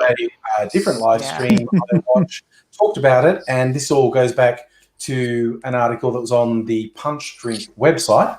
Good website if you want cocktail ideas, just by the by. It's a concept called aperitiki, and I don't know if you've heard of this. This is a term that's been floating around for 5 or so years. It's a portmanteau of aperitivo and tiki, two extremely different styles of cocktail. If you're not that familiar, the aperitivo is the sort of the bitter cocktails, most famously with the Italian aperitivos, the red bitter drinks. Campari is the best known, and the various Amari is the plural that you get throughout the world. And so the aperitivo, their defining characteristics, they Ludo. bitter, and they tend to be really low alcohol because the ingredient, the Amari, tend to be anywhere in the 15 to 30% range alcohol by volume. As spirits, which are 40% and up, generally speaking. And tiki, on the other hand, is renowned for two things: lots and lots of rum, including overproof rums, and lots of fruit juices and syrups. So on the surface, tiki and aperitivo are about as far removed from each other as you can get. One is bitter and low alcohol, one is sweet and high alcohol volume. But see, the principles of a lot of cocktails is balance. So if you bring in the Right, I better go. aperitivo, Okay. Hi, Lee. Bye. Bye bye, Charlie. and Bye. throw the boozy elements of tiki in there as well, you can actually strike a balance. And as people have been discovering, it's quite remarkable how well some of these unexpected ingredients can go together. So having just discovered this myself in the last week, I'm going to explore a few of these recipes. These are slight variations on recipes that are on the Punch website, and it's very worth seeing. It's not just cocktail recipes on that site. Some very interesting articles in there as well. But I'm going to start with one of the cocktails now, the intriguingly named White Negroni Pina Colada. Nobody. This is a friendly community. Yeah, friendly, like, safe space. We're all cool people. It's a safe space. Like, nobody's gonna, I'm going to be building this cocktail. Also, you get to see my face. I'm not like a massive fan of that. It makes it quite easy to prepare. I made a cocktail video today for a competition. First up, doing 1 ounce of. I was in my pajamas. My face. You probably use tequila if you don't have mezcal. Mezcal being tequila's smokier cousin. I really like a bit of mezcal. Don't really think mezcal when you think tiki. This blanket is really hard to turn now that it's got so big. 30 mils of mezcal.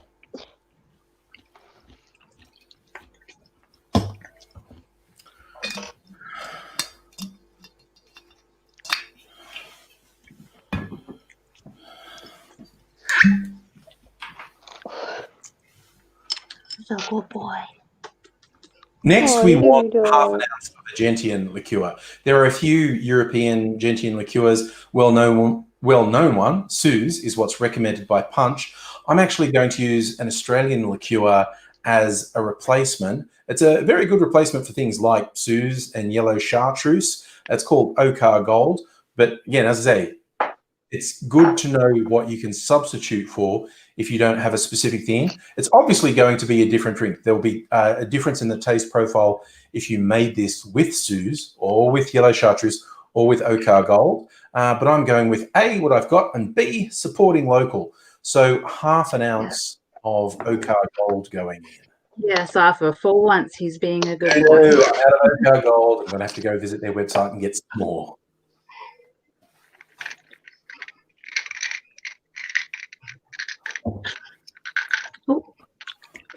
Oh, now he has the hiccups. Oh, cute. Oh, poor puppy. The recipe calls next for half an ounce of coconut rum or coconut rum liqueur. There are some very sophisticated coconut rums out there.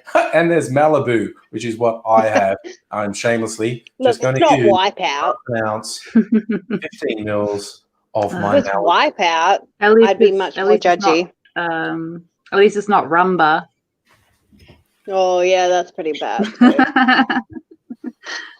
So, we used to bottle at the same place that made Wipeout, and I was just like, oh, too many bad teenage memories. That's it for the booze elements in I this like drink. Malibu. I like Two Malibu by itself. going in now to put a bit of acidity in I there. don't like coconut. Style of things. Ah. Starting with, but- I forgot You how know, much. when you're I a love teenager and you You called it an ounce. Yeah. I was going to say the wrong thing. and all you can afford is Wipeout. Yeah. That's And then booze. it's warm because you There's can't a put it in the yeah. fridge and chill it Yeah, down. you gotta hide it. protocol Like starting I can't do it. I can't even look at the bottle. pineapple juice. If you are the sort of person who has the I wherewithal get to it. actually press or squeeze your pineapple juice, good for you. I'm thank- going with something that's a bit more. I had the kind of parents who, you know, just gave me alcohol as a teen. I was raised in an incredibly religious household. Yeah, I wasn't. my I was parents were sneaky. Also adding half an ounce I'm of still super juice. This sneaky. is I squeezed earlier. my Trust me. parents it's- were pretty laid back, sort of, you know, Before I started shooting these, just got it in atheist the sweet bottle hippies. for convenience. But honestly, Actually, I don't I too don't much. know. My mum I- was a hippie. Or, My mum I- was a hippie, and my dad was a punk. which is slight sacrilege. Yes. When you talk to some Good. bartenders. I'm not might be surprised that I grew up to be sort of But this was goth actually punk freshly, kind of so hybrid, ounce of lemon given juice. Mm. the like And that's the upbringing thing that is, I had. like, I couldn't even be rebellious because I didn't have really anything to rebel against. Yeah. But very, Was that very disconcerting? parents. Because like my entire Final touch personality is is based just on quarter of an pissing ounce off my of mum. simple syrup. This is one that I made at home, just 50% sugar, 50%. And then I ended up marrying a guy that she approved of, and I was so Safa? disappointed in myself. Usually 2 parts sugar, Papa, I was like 1 part water, and there's all sorts of 11 things you can do with it. But simple syrup, or very 12, simple. and my dad Where gave the name me goes from a quarter of an ounce Smirnoff of Black. simple syrup. I mean, Lisa was a video. I was So Probably. Smirnoff Blacks remind me of my childhood. Hmm. Having built this in the I was glass, probably like 13 gotta or give it a gentle 14 stir. when I snuck out my window to go to the beach Yeah. to meet the older boys who had got Ah, some rum. I just want it to be nicely chilled. One of my cousins got into the drinks fridge at my granddad's Here we place have once. My first aperitif. He was like, I don't know, White 7 or Negroni 8. Pina colada hybrid. His mum comes out and What it he's tastes holding like. a bottle and he says, "Hey mum, this chocolate milk is nice." Yeah. It was a pre-mixed chocolate mudslide.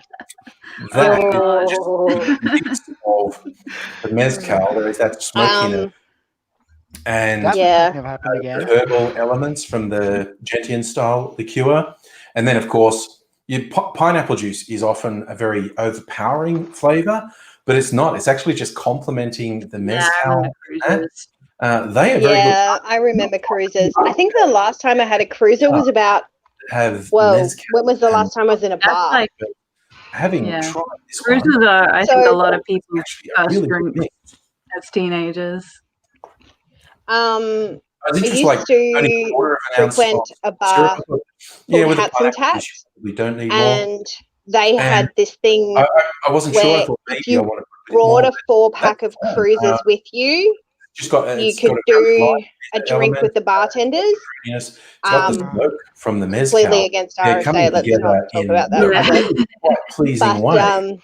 So, and then yeah, they would I'm give really you a looking free forward to drink. exploring this whole So like politics. everybody used to hope like you, roll in with a enjoyed 4-pack of that, cruisers and if from you're the not bottle already shop across subscribed, the it'd be great road. if you can subscribe, and you can So explore yeah, aperitivo and other types of cocktails with me, and maybe even tell your friends that there's something to be learned about, enjoyed. definitely my favorite bar in the whole and it'll world, and certainly I'm help you desperately pass the sad that time I will when not be able to going out go to it be the option Mm. anymore. again Not that I soon. was a social person. I'm not going to admit too much that lockdown hardly changed my life at all. Changed it a bit. I'm just keeping happy making cocktails, and I have a few more to explore with you this week. So I hope you can come back for that. I hope you look after yourself in the meantime. And next time I see you, we'll look at another aperitiki cocktail. Until then, cheers. My husband was pretty well behaved. I'm pretty sure he lasted until he was 18 to get drunk. He got drunk once and then did not have another drink until he was in his very late 20s. Wow. Yeah, the first time I got drunk, actually, might have been That's- that night. Okay. Like, you know how Sorry, when you're young, you say, I'm never drinking again. Well, he did for like 10 years. Oh, well, I've got to turn the speaker back Wow. I on. applaud him. Audio Shush. speakers. There. And I'm back. Oh, we lost Lee. Hi, Yeah, he Angry. had to go. Oh yeah, He had to Hello. go. I That's think he okay. had children to deal with. Yeah. That's what happens when you have young We were children. just discussing the first time we had a drink. Ooh, yeah. Sorry, I will- didn't hear Fox. Oh, yeah, Fox, sorry. Yep. What was Fox. yours? First drink or first time I got drunk? 'Cause Got those are drunk. Two different things. Got drunk. Yeah. 18th birthday. Wow. First drink. When I was 12 or 13, my mum let me have a sip of wine. Yeah, I probably had sips of drinks my dad was mixing. I know he had Mm. liqueurs and whatnot. Like he made this, what he called, I don't know, might have been called Green Lizard. He called it Green Lizard. It was a liqueur, and he would have it with lemonade. My mum would drink marsala and lemonade, which I liked as well. Sweet Italian wine and lemonade. My dad had this Green Lizard with lemonade. I thought it was super yummy. And he was drinking it once out of a little glass like this. And I said, can I have a taste of your...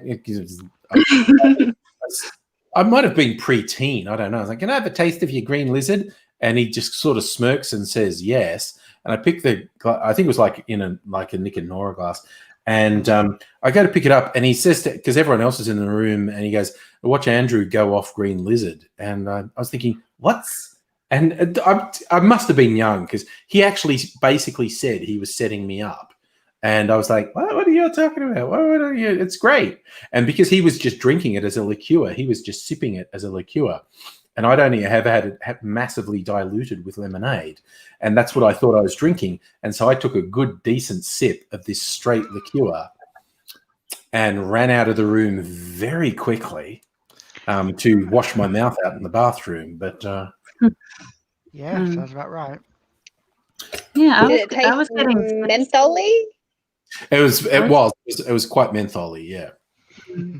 Yeah, I was getting sips of wine and beer for as long as I can remember, but like the first time that I got like tipsy was when I was like 11, and my dad gave me a Smirnoff Black.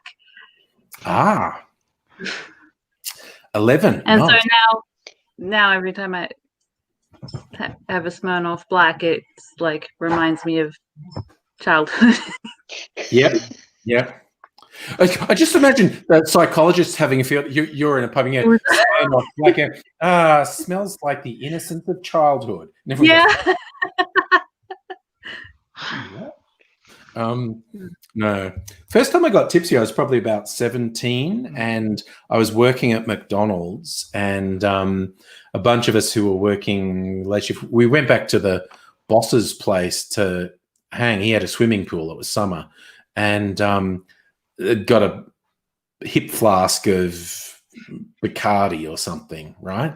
And mixing stuff. So I drank most of a hip flask, which was plenty to get drunk. And I wasn't falling over legless, but as you all will be quite aware, when I get a couple drinks in me, I get quite loquacious. And so I annoyed the shit out of everyone.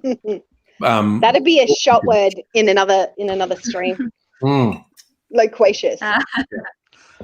Garrulous. I'm now channeling John Cusack in Con Air. What does he say?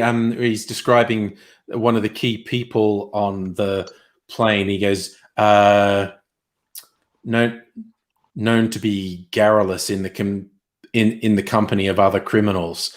And other guys, what the fuck does that mean? He goes, garrulous, loquacious, verbose, chatty.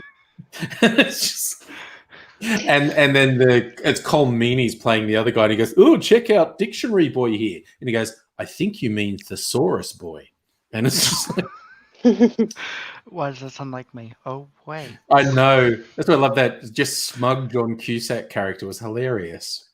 But yeah, so these guys decided to throw me in the swimming pool, and when like 4 of them grabbed me, I was just kind of like, this is fair. This is absolutely fair what they're doing now. And so they're carrying me to the pool, and I'm just like, just take my wallet out of my pocket, and then we're at the end of the pool, and they're going 1, 2, and the guys, like 2 guys had my arms and 2 guys had my legs, and they're going 1, 2, and I just grabbed the 2 guys who had my arms around the neck, and I said, "Guess what's happening?"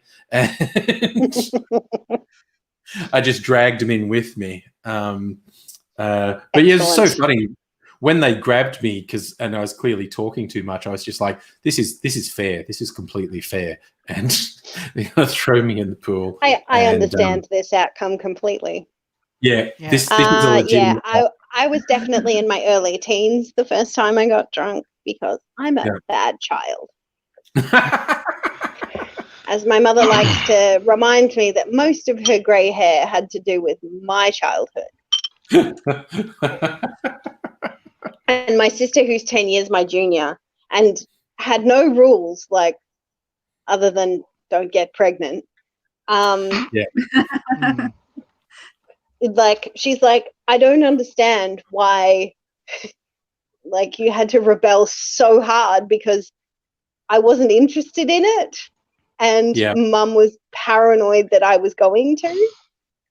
Oh, yeah. My mum always said to me, I had trauma. Yeah. My mum always said to me, you know, if you get pregnant by accident, come to me and I will take you to the doctor. I will help you, you know, deal with that. Yeah.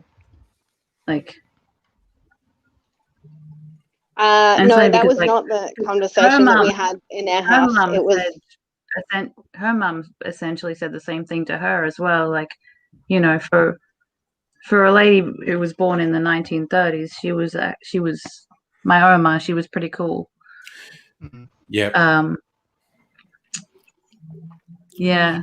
Yeah. We're sold a lot of lies about women in the past. A lot of women were incredibly pragmatic. Because my mother had an abortion when she was 21, I think. And my mother's mother, my Oma, had a back alley abortion at 16. It was literally the first time she ever had sex. 16 and got pregnant and so that's she had been through a lot. No, that's grew up in you know, World War II Holland. Yeah. One of the fascinating things, I don't know if anyone remembers, in the early days of YouTube, there was this really old dude in England who was quite popular. He was just telling stories of, you know, because everyone else on YouTube was even I was like 30 years younger than this guy. And, to the teenagers, he was 50 years older than them. And he would just tell stories of the past. And he had a really interesting one because he was a kid in London in World War II. And he was saying, like, shit was wild. And kids were running riot. There was no supervision because there was more important things in the world. And he admitted the first time he had sex, he was about 13, and it was with a 16-year-old girl, and she basically pinned him on a wall. And he's saying it was because people were dying every day in the blip. And the idea of following any rules when the kid you were playing with last week got blown up last night, the idea of rules in the future was meaningless. And this girl had basically just said, well, you could be dead next week, so you want to experience this before you die. Yeah. Honestly, in that situation, I'd have gone along with it. Yeah, hell yeah. In a war zone. I think it's kind of like the sort of apathy that we're going through now with the pandemic. Like, in my job interview, they're like, "What do you want to be doing in 5 years?" And I was like, "It's the middle of a pandemic, love. Like, 5 months is a stretch." Yeah. My friends recently. I mean, like, oh, go Fox. I got worried about one of my close friends recently. The other night, she took her temperature and it was 100. Yeah, that's she was not running good. a fever. Yeah. But it's Um, happened a few times at about the same time, so she thinks it's caffeine withdrawals. But it did get concerning because her husband works in corrections. Ah. Yeah. The prison population in America is really hard hit with COVID. Oh, yeah. We haven't heard anything about our prisons, but I can imagine that, that would definitely be an issue. Look how clear my eyes is. I just always love showing off my clear eyes because it's so clever. Sorry. I'm just easily amused. So it's also why I always milk clarified drinks. I never stop thinking it's cool that you put this drink through a milk curd and it comes out this sort of beautiful color and crystal clear. I'm just very easily amused. I'm a little annoyed because I just ran out of gin. Oh no! So no! I'll just have to switch back to the beer. Kirsten, quick, give Charlie some gin. I would if I could. Yeah, mail it to me. Safa's saying his grandpa was a kid in Belarus in World War II. That anywhere in the Eastern Bloc in World War II would have been fucking intense. Definitely. Europe in World War II. Yeah. Some of the stories, but as like the Nazis advanced through towards Russia, the stories of what they did on the way and the hardship that people went through, like the siege of Stalingrad alone, 1 million civilians died. Yeah. They didn't have enough equipment for everyone, so they alternated. One soldier got a rifle, the other got the ammo. Yeah. And if a soldier with a rifle died, one with the ammo would grab the pick it up, or vice versa. Yeah. Yeah, it was pretty dark times. But they still won, so it says something about it's because the legend goes, it's because it's called Stalingrad, that the troops there got told, you either turn the Germans back or we shoot you, because no one's leaving. Yeah. This city is named after the boss, and we don't give it up. Yeah. I've mentioned this before, but my opa was he was a POW in Dachau. Oh shit! And he escaped. Him and this other guy. They nobody. They broke out and they ran through the snow and they nearly died of hypothermia. Yeah. In the chat, nobody just said that COVID is an issue for our prisons as well. Yeah. Go on lockdown. it's an issue, definitely. There's no major outbreaks. But people aren't dying. That's the Yeah. problem. Yeah. Like in America, in American prisons, people are dying. Oh yeah, Like, and they're so really dying. overcrowded that they have like 4 to 8 people in tiny cells, and so one of them's sick, the rest of them are fucked. They don't move them. Mm. Safa Stalingrad doesn't exist anymore. What's this? Because the city changed its name so many times. St. Petersburg? No, Was it it's St. Petersburg? Volgograd. Volgograd. Because it was just St. looked it up. Petersburg, Saint Leningrad, Stalingrad. St. Petersburg used to be Leningrad, I think. Yeah. And then Leningrad became Stalingrad. And Yeah. now it's Volgograd. Yeah. Hmm. City on Volga.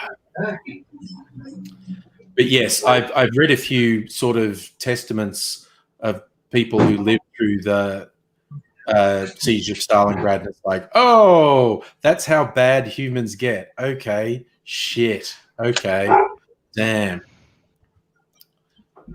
One of my favorite cartoons that we studied in Year 12 history, like Second World War cartoon, is an image, like it's a strip, and Hitler and Stalin are next to each other in hell. Yeah. And Hitler is up to his eyeballs in the blood of the people that he killed. And he looks over and Lenin's only up to his waist. Stalin's only up to his waist. And he says, what the hell? Like, you killed way more people than me. And he says, but I am standing on the shoulders of Lenin. And that image just sticks in my head. Yeah. Yes. And I can totally see Trump doing something like that. If there was actually an afterlife punishment, I don't think any political or military leader would avoid it, whether in wartime or peacetime. Whether they were the good guys or the bad guys, they were all responsible for atrocities. And I don't think any of them would escape retribution if there was any sort of an afterlife that included retribution. But it's a lot of people don't like to admit, but it's like, no, just because they were on your side doesn't mean they were good. Okay. Who wants me to put the corset on? Yes, fashion parade. Fashion parade. If you're going to do that, I'm just going to change ties. You know, that's the limit of my fashion parade. I'm going to change ties. I changed mine, but my outfit, but I have to go to the bedroom. I don't feel like doing that. I'm lazy right now. Also, my partner went to bed. No, lights on. Okay, I could do it. I'm not going to change because I just can't be bothered. Yeah, no, that is legit fair. Who else thinks Charlie just wanted the tiniest bit of encouragement there? It's just like she decided she didn't need any encouragement. No, we're just enablers. That's true.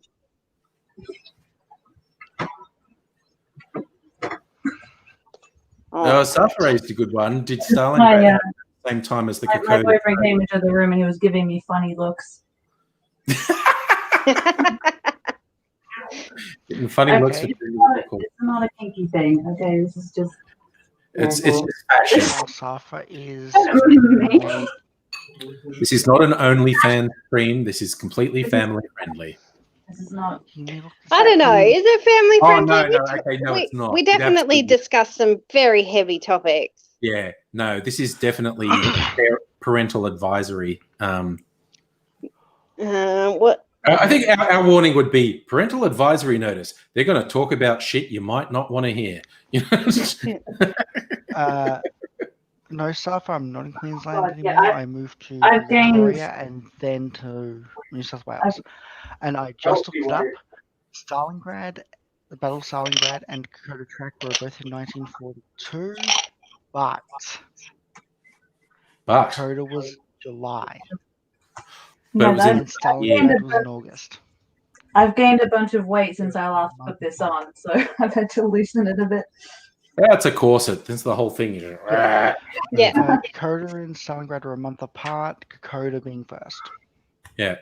And for people who aren't particularly familiar with the Kokoda Trail, what that actually was, the Japanese Imperial Army was unstoppable. Prior to the declaration of World War II, they invaded China, committed a range of absolutely horrific atrocities. Then Pearl Harbor happened. They were then officially in the war, and they moved through Southeast Asia towards Australia. So basically from China down through all Southeast Asia, and they were unstoppable. They routed the British. They routed the Americans. They swept through the Philippines, and they got to Papua New Guinea. And that's real close to Australia, and that's the staging ground to reach Australia. And or at the very least to annex Australia. Basically, the idea was to cut Australia off from the rest of the world. Yeah. And a last-ditch effort, all of Australia's troops were in the European and African theatre, and Churchill didn't want to release them. So reservists, people who'd never seen conflict, were sent into the jungles of Papua New Guinea to try and hold back the unstoppable Japanese Imperial Army. And bugger me sideways, they actually stopped them. And they held them long enough for Prime Minister Curtin to ignore Churchill and recall our troops from Africa. And then the reservists, who were called the chocolate soldiers, like they're not real soldiers, they're chocolate soldiers, chocos, these battle-hardened guys from the Africa campaign backed them up and actually turned the Japanese back. First time in 10 years, the Japanese Imperial Army had been turned back. And it was just before they kind of made landfall in Australia, and which was And mammoth. might have been the beginning for them, like, this is the end of their Yeah. reign of terror, because after that, the Americans got their troops in. Yeah. And It was the then, beginning of the end for the Japanese, basically. Yeah. They got there was a resurgence of the Americans, and they got pushed further and further back, right up until the Americans were about to do a land invasion of the Japanese islands. And someone said, what if we drop a big fuck off bomb on them instead? And so after a really brutal Pacific campaign, before they got to an invasion of Japan, which would have been horrendous for everyone concerned, we just nuked a couple of cities. I'm going to test something. Ooh, what are we testing, Fox? You've muted your mic. Oh, wow. Okay. Gorgeous. Nice. It's Tartan and the bow. That's perfect. You're like, Okay, my mic keeps muting itself for some reason. yeah, I was a bit thinner when I first got it. If you can imagine that. You look stunning, Charlie. Thank you. And the beer is the perfect accoutrement for it. It's just... Definitely. Stella, there's a lot of reasons you just like Churchill, but your grandfather was a stretcher bearer in PNG. Look, there are like a million reasons to think Churchill was a piece of shit, because he was an alcoholic, racist piece of shit. He was directly responsible for millions of Indians dying of starvation. He was directly responsible for the catastrophic Dardanelles campaign that Australians know better as Gallipoli. And yes, maybe he steered England through World War II, but a lot of people suffered in the meantime. Oh, I love that one. Charlie, you're making Abigail want to move to Queensland. Look at you. Oh, you. Yeah, it makes me want to go back to Harvey Bay to visit. All right. Well, I'm going to make my meager fashion statement and change my tie. I'll be back. I'm going to be back in a minute. So we got a delivery. So there's a rum distillery about 600 meters away from us. And I rang them up today and I was like, hey, can we get some like booze delivered? And they were going to organize it and we were going to get an Uber, and then the Uber cancelled and they were like, oh, we'll just post it to you. Like, it'll be fine. Then the owner of the business Yeah, Is- we're losing you. Wait. Justin. Oh, okay. Came So it's not just me. to deliver alcohol per day, and they apparently insisted that for isolation effect, it needed to be delivered to me, because I'm special. Half that story So, will come across I- bullshit. Oh, Yeah, you Damn. broke up a bit. A bit? anyway, we got alcohol. It was great. Yay. That's the end of the story. Right. That's the important bit of the story. All right. So I've swapped from South Park to Ren and Stimpy. Nice. That's definitely an upgrade. Which one's? Oh, that's the Bricks one. Yeah. Brick Spice Rum. So That's- I posted on Instagram about them making a special delivery to us because they were really kind and made a special effort to deliver to our quarantine hotel. And yeah. Apparently the actual owner of the business made the delivery and argued with the front reception girl that no, we needed all 4 bottles of 200 ml bottles, not a full size bottle of alcohol. 4 sample bottles. We needed all 4 for effect. Yeah. And I believe he said, "Don't you know who she is?" And Ned's only just come back in and it's also, oh, Charlie's in a tartan castle.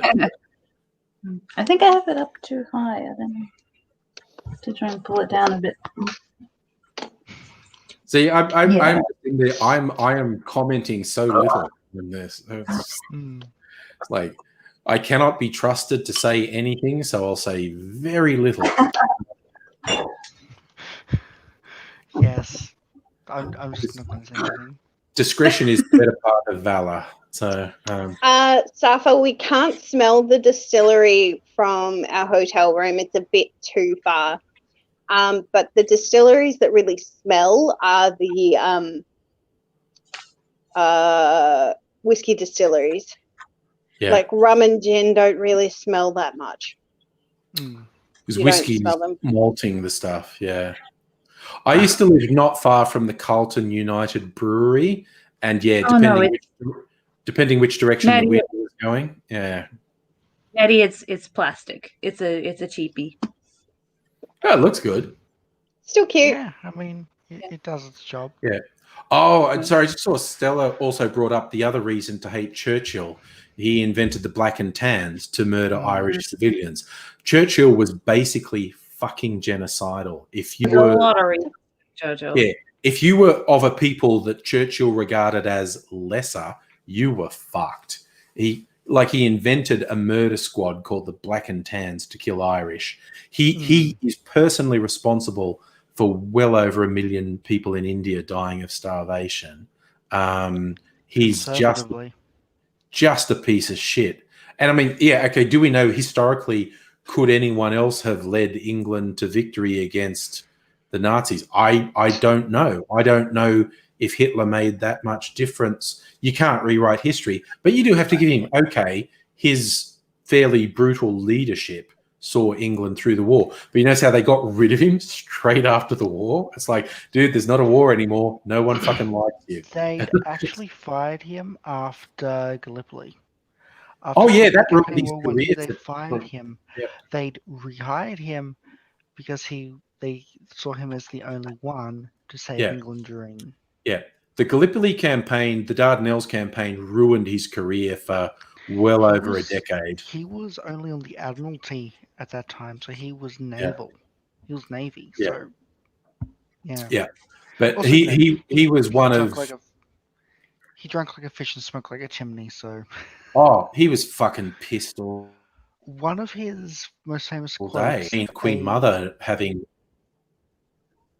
one of his more famous quotes, a journalist said something about him. I don't remember what the journalist said, but he said, "Oh, that's right." She called him a drunk. He said, Hmm. "My dear, I may be drunk, but in the morning you will still be ugly." Yeah, Yeah. he was. Yeah, There were a few people he's reputed to have. and she'll still be ugly. Yeah. Yeah, except he was lying because he wasn't going to be sober in the morning. Yeah, 'Cause true. No. he was going to wake up and drink some gin. It's just like, Isn't Right. he the guy who in well, obviously the Churchill martini, which is literally just straight gin and a nod towards France. yeah, that Or was his Italy. line. Wave it in the direction of the continent. Yeah. Mm. Just pour gin into a glass and wave it in the direction of the continent. That's the vermouth content as far as he is concerned. Mm. Look, to be honest, like my I've martini definitely fresh. drunk ice cold straight gin before. You were saying you like keeping gin in the freezer and just. But I'm actually with you. A good martini is probably at least 4-1. A little bit of vermouth's good.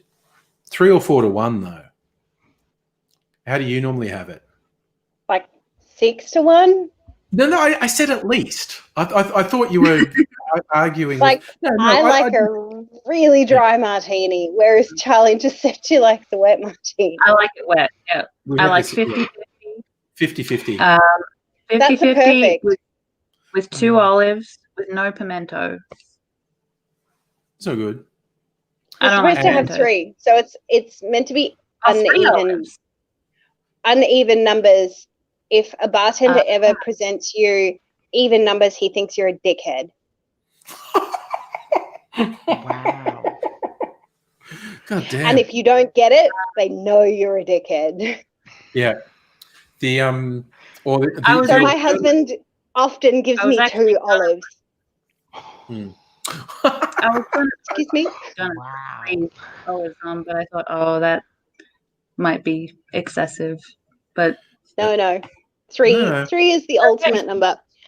But Okay. you're talking I got- to the girl who, got the on word the from day the that she got into quarantine, we made a Coles order, and on my list was cocktail onions and tonic. My husband's like, anything else? I was like, chips, but like cocktail onions and tonic. Can't be without. Sorry, I just wanted to put that comment up on the screen in case you missed it, Fox. I saw that smirk, you dirty bitch. About the wet martini, or what were you smirking about? Probably that. No, when Charlie said, "I like it wet," Because I did smirk. I like it wet, yeah. Charlie, you saw nothing. Don't Yeah. we all? I literally didn't see. Yes. No, it's like lines that will get you thrown out of a bar. You know, it's like, I like my martinis like I like my women. Except, it would be a Ben Shapiro joke now, like, oh, extra dry then. Okay. Yeah. Oh, So, dear. Kirsten, you're a resident gin expert, yes? Yes. Hell yes. Have you tried green ols? That's green Yes. ols. Okay. Yes, I have. Any particular, or just they? I've tried the rhubarb and the blueberry. We got them in an advent calendar. I think I might have tried the green apple at some point. Okay. I haven't Maybe seen even the rhubarb. dry. I like the What's your opinion? what on is them? it? Blood orange and fig and ginger.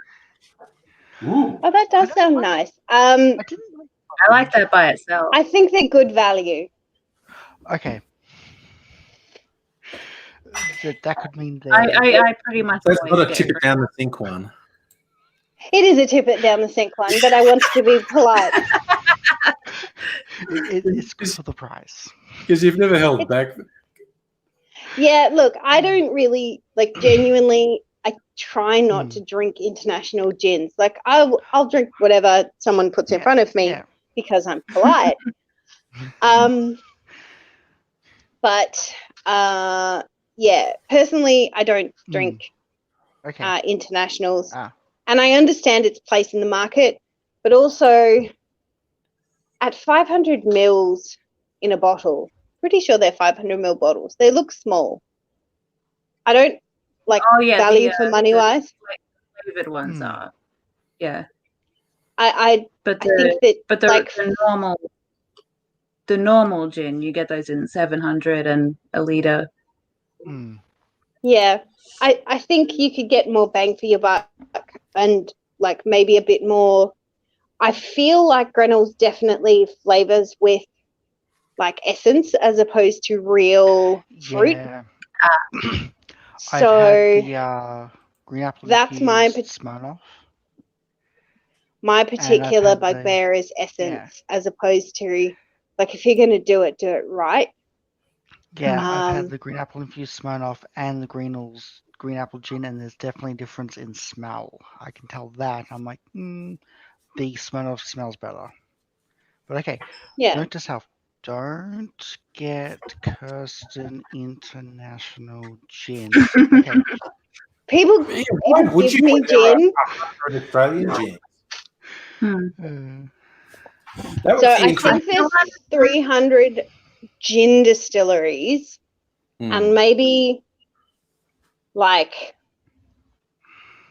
70 to 100 whiskey distilleries. And now some of those are the same distillery. They're producing gin and whiskey. But yeah. I'm definitely going to work for a company that makes both gin and whiskey. So that's helpful. Nice. That's one of the things I was interested. Well, it wasn't a live stream; it was a pre-recorded. The Applewood tonight, the interview with the infamous Janae. Backstory for those who don't know: there was this website called Mahalo about 10 or 15 years ago, and they had a YouTube channel in the early days of YouTube, and they got this woman to present cocktail recipes, and most of them are abominations. Like, it's just, what the fuck are you talking about? And the fact is, she worked in bars. She knew how to make bars, but she's a very attractive blonde woman, and she was just the front. She still looks like she did in the videos. I was like, she hasn't aged in 10 years. Yeah. Holy shit. So we watched this interview with her because Henry on this live stream had a joke section called Australia's Funniest Home Cocktails, because besides getting the recipes horribly wrong in a lot of these cocktails, she would free pour everything. And so Henry's thing is like, okay, we've got the ingredients going, but you have to watch. You have to pour the same amount she pours. And she'd go like, and 1 ounce of vodka. And it's like 3 ounces of vodka going in the drink. And he tried to stress to people, I'm not mocking Janae. I'm mocking the recipes. You know, we all know there's a backstory on her. This wasn't her idea. She actually knows how to work a bar. She knows how to make a drink. There was a paid gig for these people at Mahalo. But yeah, so for the 100th episode of Henry's stream, he had this interview he recorded with her. But there was the interesting thing, like him promising to send her a bunch of Australian gins, which I think would probably be a real eye-opener for her. And she's, you know, potentially got some connections in there. I think that will be interesting if she, you know, gets sent the Applewood range, and I can taste them and just go, like, you know, if she's been drinking Gordon's or something and then drinks an actual proper sort of artisan gin and goes, oh my God. There is an artisan like spirit renaissance in America, but it's much more whiskey based. They're not well known for gins, but there are a couple of places doing boutique gin, but not in the way that Australia is. Like, Australia's gone mental for gin, which is great. Thousands of gins. Yeah. So many. America's more about like bourbon. Yeah. There's a real fun YouTube channel I've mentioned before, the Whiskey Tribe. these guys who are starting up this whole whiskey thing in Texas. And of course, the difference of aging whiskies in Texas as opposed to Scotland, Scotland where it's fucking frigid the entire year, Texas where it hits 45 in summer, the difference in evaporations in barrels and stuff, like they're basically saying like, the difference in something we've had in a barrel for 3 years. Not Kentucky? No, well, Kentucky. No, Whiskey Tribe's in Texas. Okay. Kentucky's famous for bourbon, but these guys who are just super aficionados, they've got a vault. They've got a literal vault. They've got this building that the door to it is a fucking bank vault door that's like this thick with things, and they've got probably several $100,000 worth of whiskey in this vault. Like some individual bottles are worth thousands of dollars. You know who has an amazing collection? So Brooke and Jules from the bar Whiskey and Ailment, that collection, and Yao and Kevin from the Elysian would have incredible collections. Like they're Melbourne whiskey royalty, those four people. And the people who own the Bitters Lab, not just whiskey, but their spirits collection, because one time I was in there, the daughter of the owners was working, we got to talking, and she had some pictures on her phone of her parents' cabinets, and she's pointing out some of those bottles are tens of thousands of dollars each. And and they've just got this incredibly impressive collection. And then I just blithely mentioned that I've got about 60 bottles at home, and she just looked at me like, oh, my parents own a booze shop. You're a fucking alcoholic. Who has? I mean, my friend. Like, I'm not as bad as Kirsten. That's always my fallback. Oh, you think I'm bad? She, my friend Kirsten. At least I work in the industry now. I had quite a large booze collection before I started working in the industry, and it got like vaguely embarrassing. And then I started working in the industry, and I was like, you're working in the industry. Now I'm just like, now it's just work stuff. It's work stuff. So, Yes, that's why I started a cocktail channel. So I could say I had a reason for all this stuff. That's it. I'm not an alcoholic. I am supporting small business. Exactly. Right. I'm going to make a Flamingo Milanese now.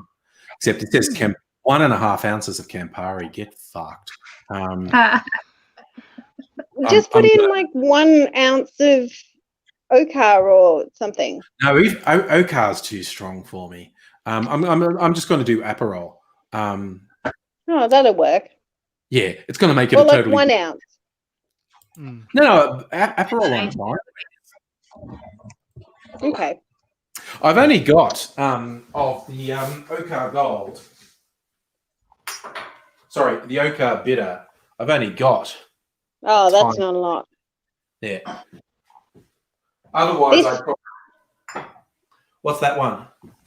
This is Imbroglio by yes. Imbroglio, which I mention all the time. I'm obsessed with it. This one is probably as close to Campari as you're going to get out of an Australian Amaro. It's pretty great. I love it. But I hate Campari. I think Campari's dirt. So I think Okar's way better than Campari. It's got a way better flavor. 100%. But I think that Okar kind of tastes like beetroot. Like it's definitely got a beetrooty flavor. It's very fruity, I think. Like earthy. Yeah, it's more complex. We regularly have arguments about whether or not Okar tastes like beetroot. Excellent. I'm completely out of Okar, and I really want Okar Gold. And so when we move into our semi-permanent home, I'll be heading to the nearest good bottle shop. Yeah. I've just ordered more Okar Gold because I've got the tiniest amount left, and the last time I ordered from Applewood, it took a couple of weeks to get here. So and one of the cocktails I made used Okar Gold, so it's just about gone now. Yeah. Oh, look, you influenced me to get the Okar Gold. Oh, yeah, no, Okar Gold is good. It's like you just find all the cocktails that say use Suze or use yellow chartreuse and just swap in Okar Gold. And or even if you just want a completely different twist on something that says use a real bitter like Campari or Aperol or something, use Okar Gold and you get a completely different drink. It's got a slight bitter edge, but it's mostly herbal. But it's got a slight bitter edge. But yeah, it's a perfect swap out for Suze or yellow chartreuse or whatever. But I think I might do what you did and email them and ask if I can get the yuzu vermouth at the same time. It's on the Applewood site now. Is it? Yes. Oh, that's amazing. Cool. Yeah, it was. They must have had lots of people asking this. I would say so. Yeah, it wasn't when I ordered, so they did it for me when I asked them to. But when I ordered Coral Gin and Okar Gold, because the lady who runs their D2C is Kerry, who often comments on the stream as well. Yeah, we were emailing back and forth, and I was saying I need this, and they go and said something about Henry. I said, "Oh, don't worry, I never miss Henry's streams." And then she went, "Oh, are you Andrew Kay?" Because I don't use my real name on Facebook. And she said, "Oh, cool, yeah." So she was super helpful. But yeah, I noticed when I bought Okar Gold and the Coral, the yuzu was on the Applewood site now. So amazing. Well, maybe I'll easy. I thought my husband was asleep and I was going to be like, maybe I'll just order it now. He's got noise cancelling headphones on. He can't hear me. He's got noise cancelling headphones. What could go wrong? The next, I reckon I was saying earlier, I'm waiting. What's going on with my boobs? Don't worry, Charlie, none of us do.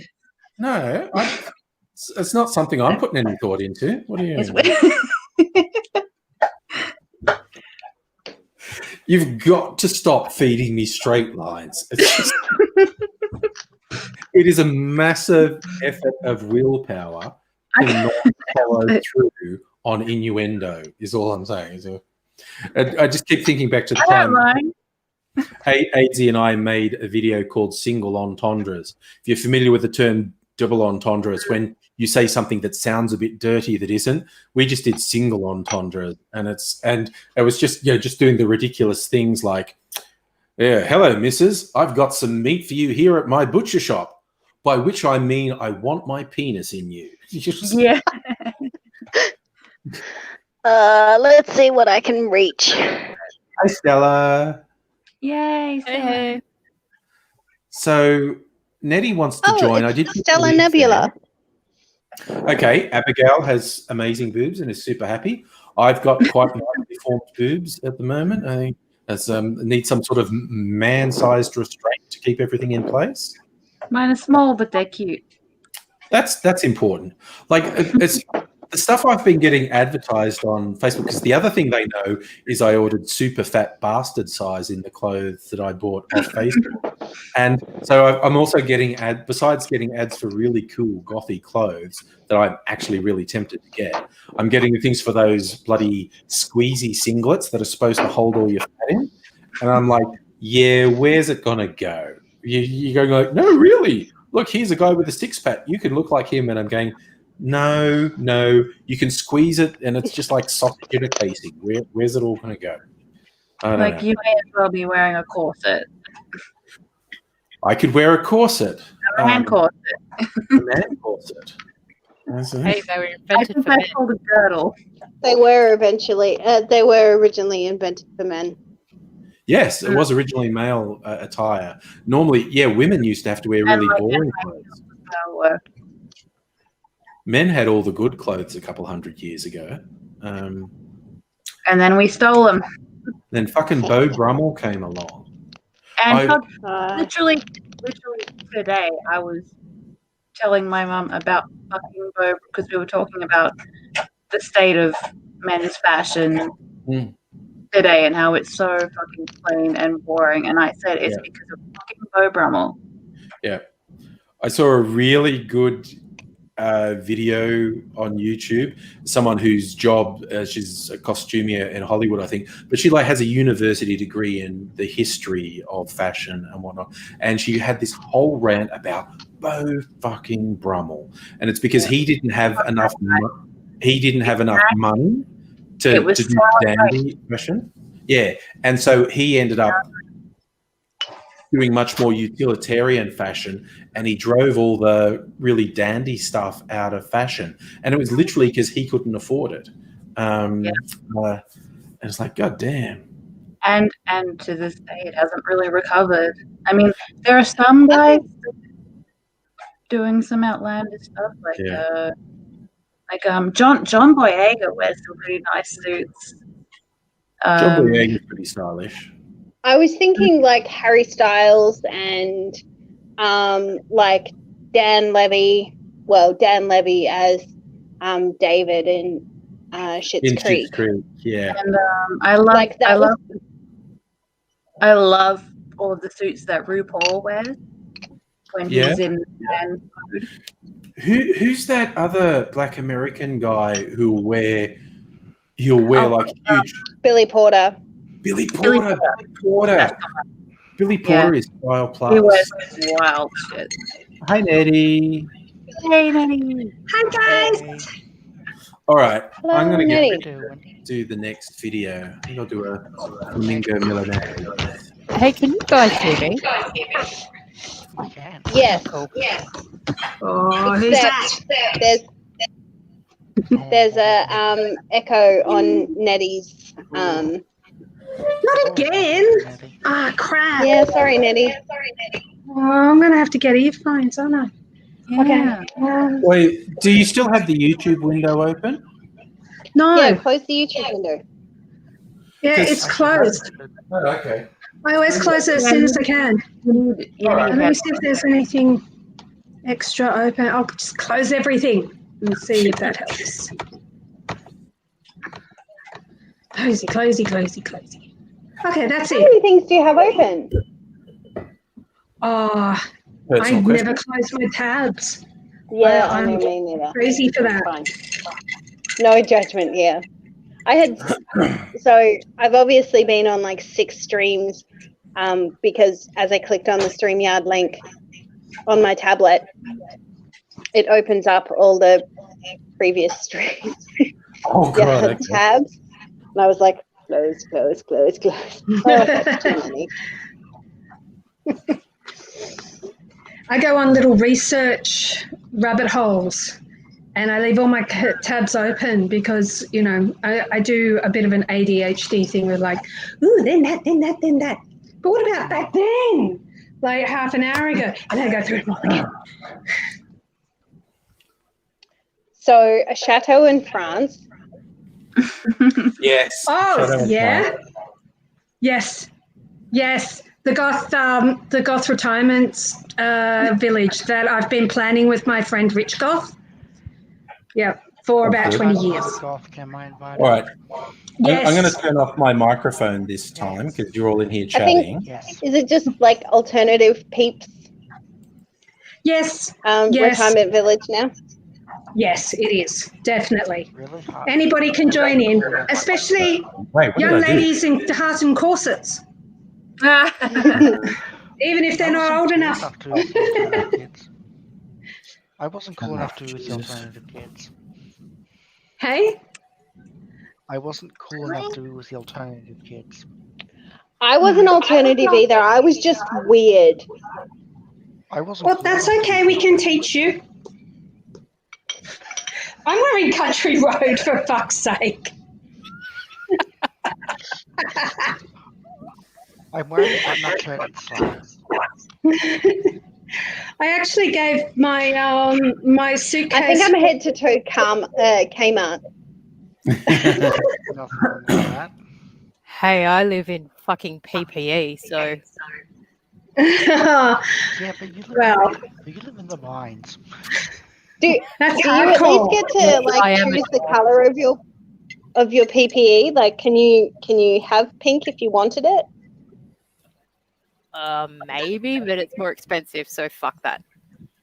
I Yes. see No, some well, really cute scrubs for sale on Etsy. I knew that the kids wanted me to be happy when the boss man went out and bought me a pink vest. Nice. He's like, I thought you might like this one. Oh my To God. go in your hair. That's it. That's cute. Just took me forever to work out what button I pushed that killed my camera. My mum was watching and it was Rabbitohs and roosters, and the Rabbitohs came out and they had the rabbit mascot came out, and the rabbit mascot had a mask on. Oh, that's cute. Oh, Oh, look at little Zora. Oh, she's being adorable. Oh, he's so cute. Oh.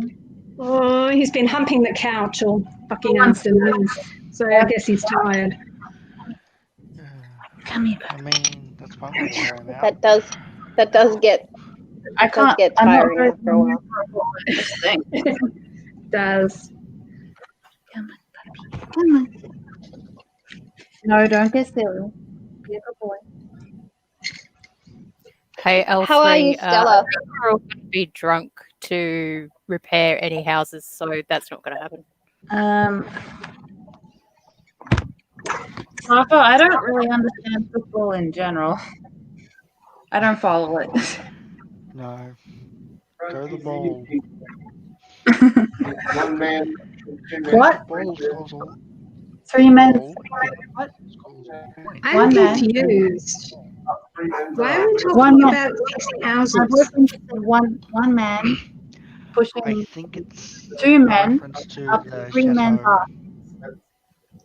That's rugby league, it says. I don't know.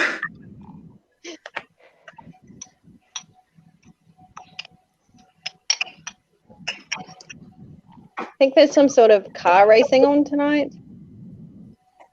Probably. What, in Sydney? No, on the iPad going on behind me. Oh. What How part of long have you Sydney are got you left? in? We're in Surrey Hills. Oh, From that's what a I cool can place. see, it looks really nice from the balcony on the 9th floor. Surrey Hills was once a slum, but it got There's definitely gentrified. some really cute row house kind of look, and I've definitely spotted like several very expensive cars, so I figured it was gentrified. Yeah. Yes, I think it's where people from the eastern suburbs, their children buy terrace houses in Surrey Hills and do the hipster thing a bit. Oh, good. You know, set up a I don't know, a hipster little bar or whatnot. Cafe. And thing. And then they move, sort of eventually make their way back to the eastern suburbs. Ah, good. I think. That's sort of the impression I get. Well, I haven't been able to explore the suburb. I've just been able to look at it from my balcony on the 9th floor. So, yeah. So are you still in quarantine, Festus? Yep, we're on day 9, so 5 days to go. Yay! We've broken the back of it. We can do this. Yeah. Let's go. You're on You're the home past, stretch. yeah, you're past the halfway point. Exactly. That's good. Yeah. Apparently days like 10, 11, and 12 are really hard. like because you're so close but so far. So I'm just expecting the I'm so close but so far depression to hit soon. As opposed to my standard common and garden depression that I have every day. So we'll see. Let's hope that on the last day they don't say, "Hey, guess what?" I'm kind of half worried that because we arrived so late at night. I think that they're counting different days to what we're counting. And we rang and we asked the question.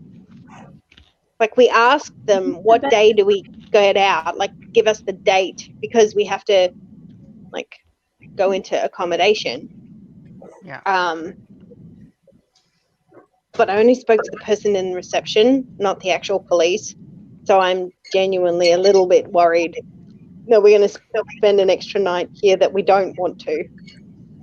But I only half heard about you your delivery of whiskey.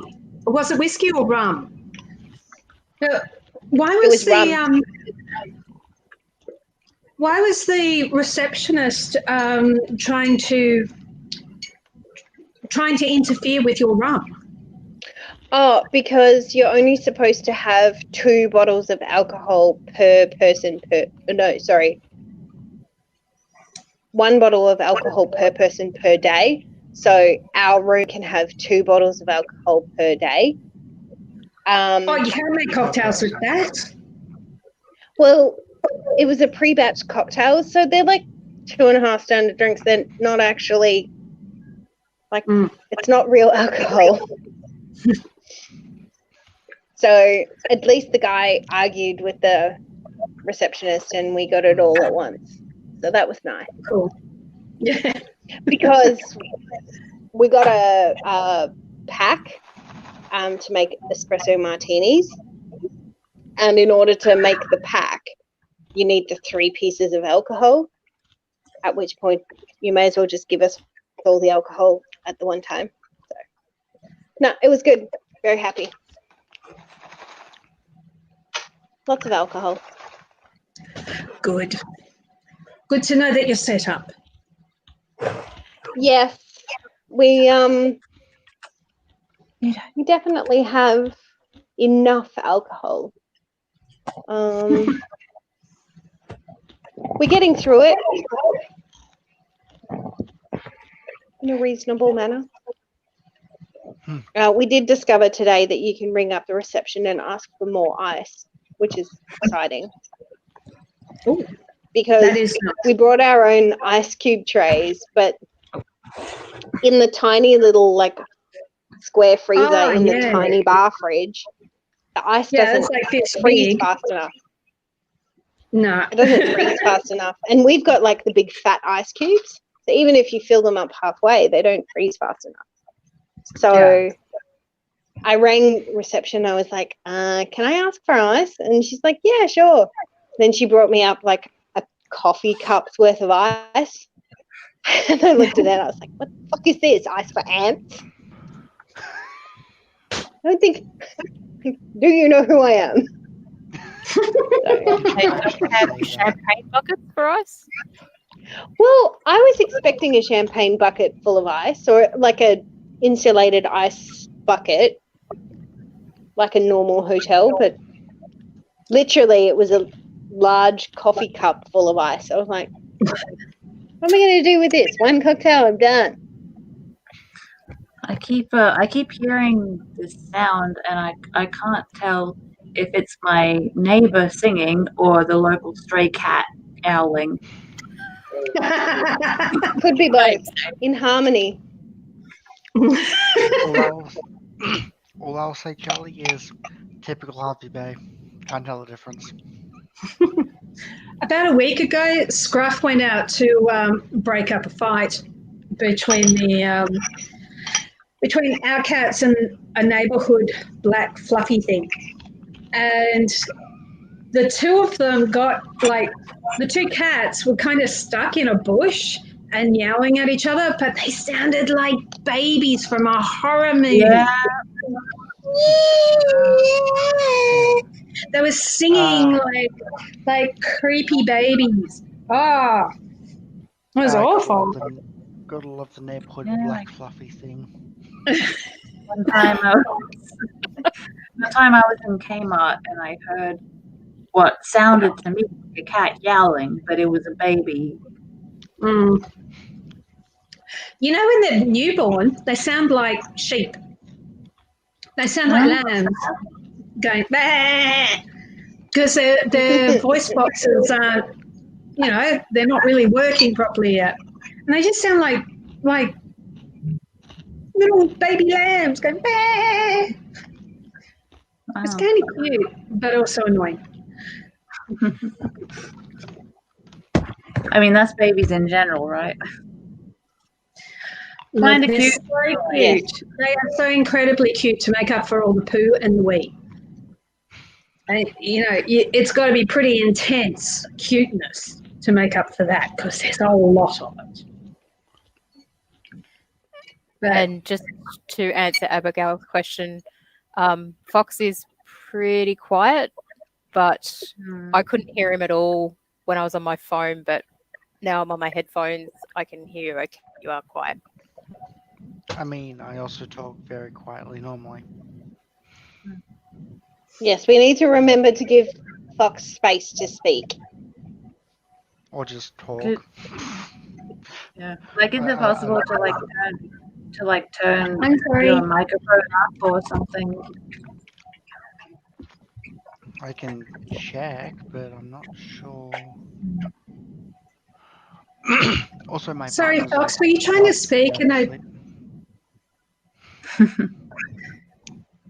was I talking? Or just over the move it top? closer to your mouth, or if I put it any closer, I'll bump it. Okay, better. Yes, That's better. Okay, Yeah. I'm just also. So there's a trying- distillery that's opening on the day that we get released. How bougie would it be for us to go to that distillery opening? Not at all. Do it. Ah, just I stood on my know. lap. Yes. Wait, Dude, Kirsten, were you expecting someone to tell you not to go there? Because I'm not going to tell you not to do it. You're actually I'm not to do obligated it. to go. Embrace the booze. Yeah. Yeah, all of us are God. more likely to say do it. Oh boy. Do it. Good Do boy. it My brother's like, oh, do you want to come over for like a barbecue on the first Saturday that you're out? And I was like, no, I'm going to be at a bar, like maggot. That's what I'm going to be doing. I mean, worst things you could be doing. Well, I like my brother very much, but I really want to get drunk in a bar. Where? Newtown? You don't fucking care. I'll take any bar. I hear that Um, the CBD is crap at the moment, so you're probably better off going to Newtown.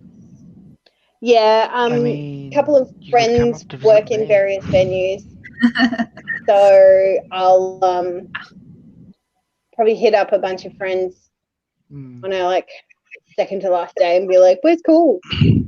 So. Oh yeah, Kirsten, is it cold for you?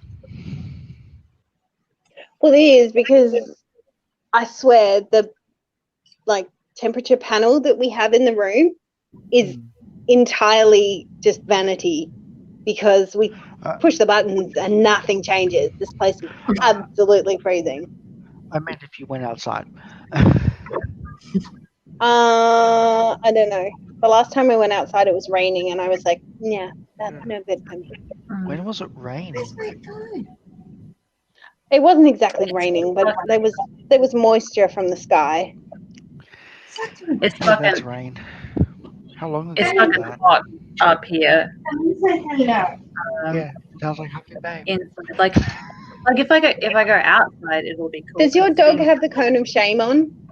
Yes. No.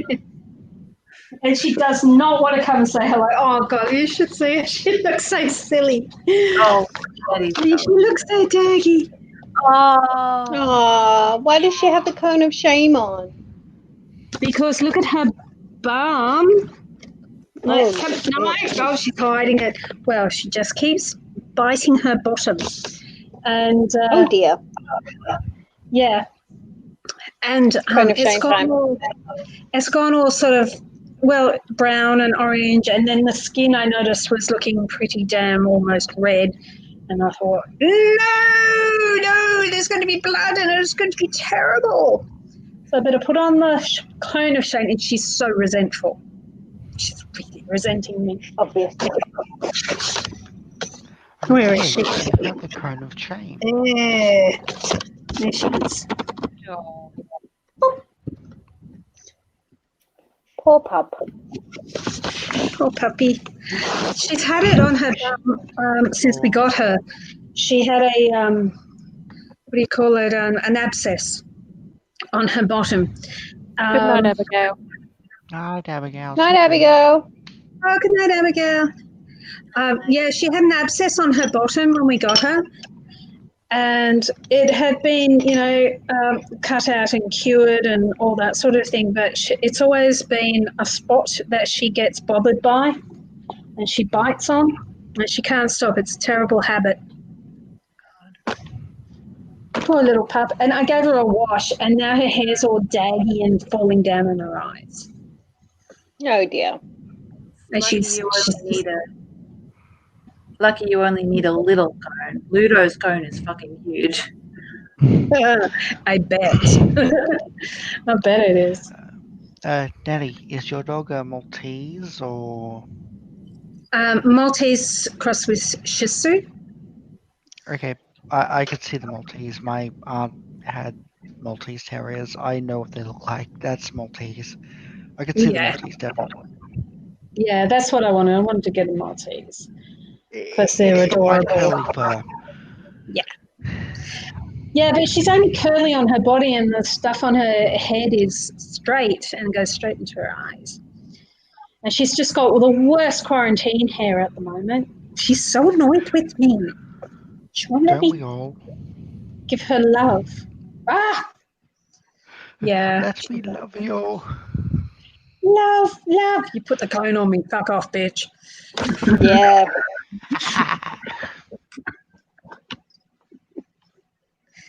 Well, I don't hassle her as much as my kid does. She loves me better. And sorrow.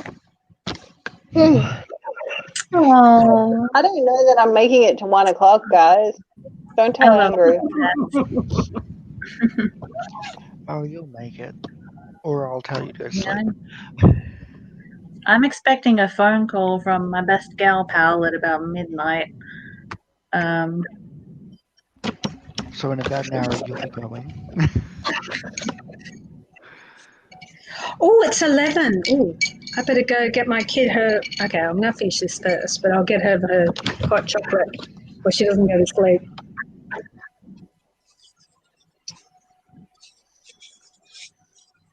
I discovered that you can ask the front desk for hot chocolate. That's pretty great. Oh, that's nice.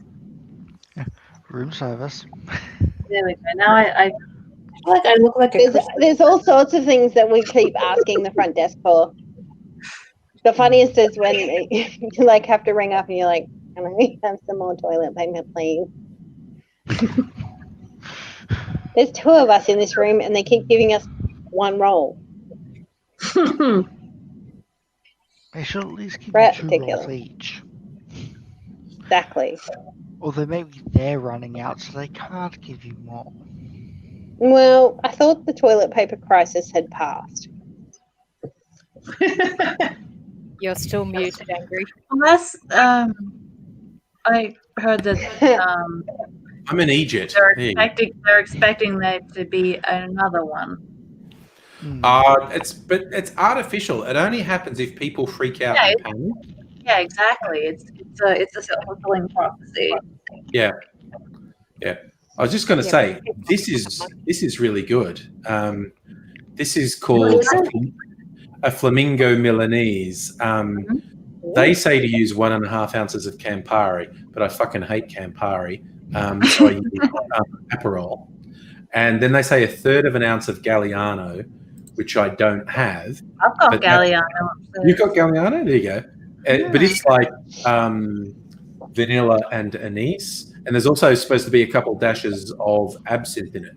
So I substituted, I've got this one, Liquor 43, which is a vanilla liqueur. So I put Liquor 43 and I put a bit more absinthe in because Liquor 43 doesn't have an anise flavour in it. So it's, for me, it's Aperol, Liquor 43, cachaça, the sugar syrup, which is actually my oleo saccharum I made with citrus peel, lime juice, and like a bar spoon of absinthe, or slightly less than a bar spoon of absinthe. It's fucking great. It's good. It's really light and bright. People love to describe, I think, these things as being bright. And it's yummy. You like those licorice sort of, those licorice flavors? There is actually hardly any of the licorice coming through because there's like a bar spoon. There's, you know, I put this spoon and not quite full of absinthe in there. I'm actually surprised how much the absinthe isn't coming through. But it's like, I don't know, there's a balance with the lime and the Aperol, and the Liquor 43 is a bit sweeter as well. It's fucking tasty. All right, I'm going to have to make another one. Oh, that's right. I was going to buy some Oka Gold. Now, where do I get that from? We get that from the Applewood Distillery. Okay. Get the Applewood Distillery. 3 in the Netherlands sounds nice. What color does it have over there? What color? What are we talking about? L3 with color? That's too open-ended. There are many things that have color. They probably mean the color of the drink because it's not always on the camera. The color of the drink. Oh, okay, it's red. Aperol is a really red drink. Cachaça is a white. It's like one time when you had some Midori and it looked like dark blue. Yes. Green. So strange. This is actually blue. This is my blue absinthe. Yeah. But there's only a spoon, so it didn't really change the color. So it's a really nice sort of peachy pink color. Yeah, that looks orange. Looks orange. Yeah, it's a pinky peachy orange color. But Aperol and Campari are both very red. Add 2 cards. Sorry, what's that, Nettie? Add 2 cards. Add to cart, yes. I did it just the other day. Now, I don't know how long it's going to take because last time I ordered something from Applewood, it took about, like it got stalled in Victoria. It took about 2 weeks to get to me. Oh. But, yeah, because I'm pretty much out of Oka Gold now, so I hope I don't have to wait too long. Let's see what else I can get from these guys. Do you have any vermouth, or do you like vermouth? I have Cinzano.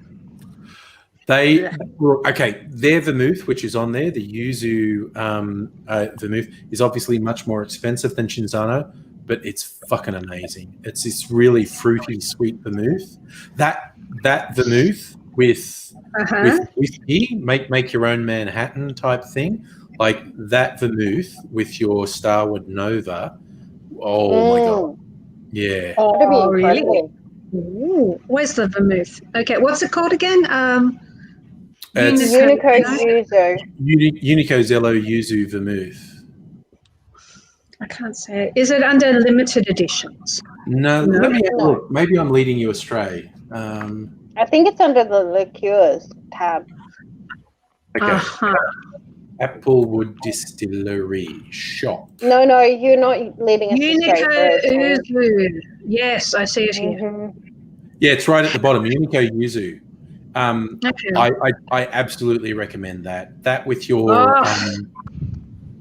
Okay, I'm in That trouble with now. your Starwood Nova, it's just this really fruity wine base. Oh, of course. Oh, look at Ludo being the big baby. Oh, Ludo. Oh, baby. My arms. At least he's being calm. He's being a big baby, though. Yeah. Such a cute boy. Oh, isn't By it? the time I buy myself Okar Gold, and the Unico Yuzu, that's the end of my budget for Ooh. No. just buying things on a Friday night live stream. Yeah, that's the limit. I think my next binge is going to be when I find out if our restrictions get loosened. I got to just find out whether it's a better idea to be able to go across town to Free visit. shipping on orders over 180. I'm so close, but I Oh. don't need. Yeah, but the shipping's actually pretty cheap. But grab a thing you don't need just in case you need it. Mm-hmm. Or because you can. Hmm. And because they don't do sample bottles, so you can't get a little thing. Well, a lot of their bottles are only in 500 mils anyway. That's true. But, well, excuse me. So I was getting confused. Oh my God. I was so close to buying so much more stuff this week. What else did you think about buying? Oh, the 23rd Street Distillery having 23% off for 23 hours. I mean, that's a really pretty significant saving. And I was so tempted. Like, because they had the purple gin. They had the butterfly. Purple gin. They had the butterfly. Couple of my friends are raving about their red citrus gin. Ah, see, I've got their brandy, not Yonana's brandy. But they also do a rum, and they do a few different gins. And I was really tempted, but you know, my strong moral character won out, and I didn't buy it. I say that I'm about to fucking lash out at the Bitters Lab. Like, I'm gonna spend a big chunk of cash at the Bitters Lab. I'm just waiting to see if the restrictions get lifted on Sunday, so I know whether I'm going to drive across there to get it, or if I'm going to order it for delivery.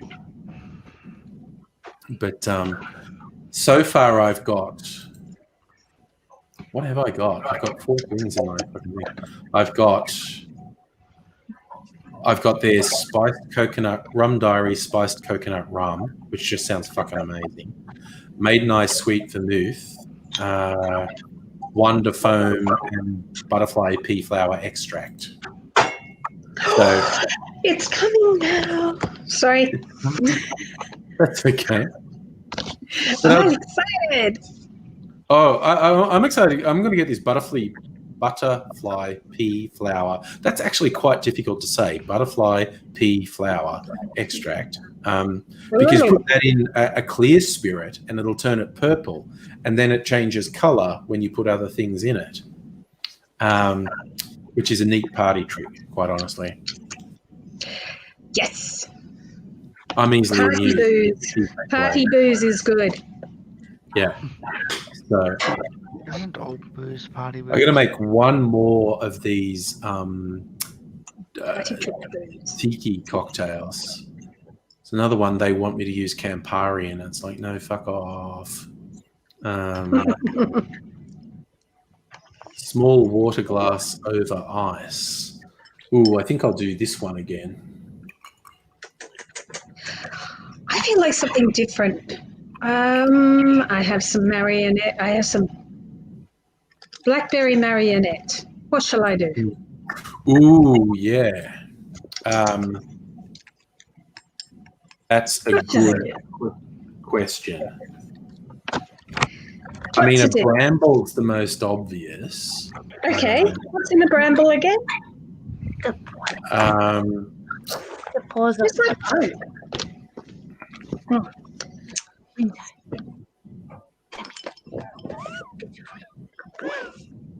Okay, let's look up a bramble. Yeah, come on, it's a good site like Difford's or something. Yeah.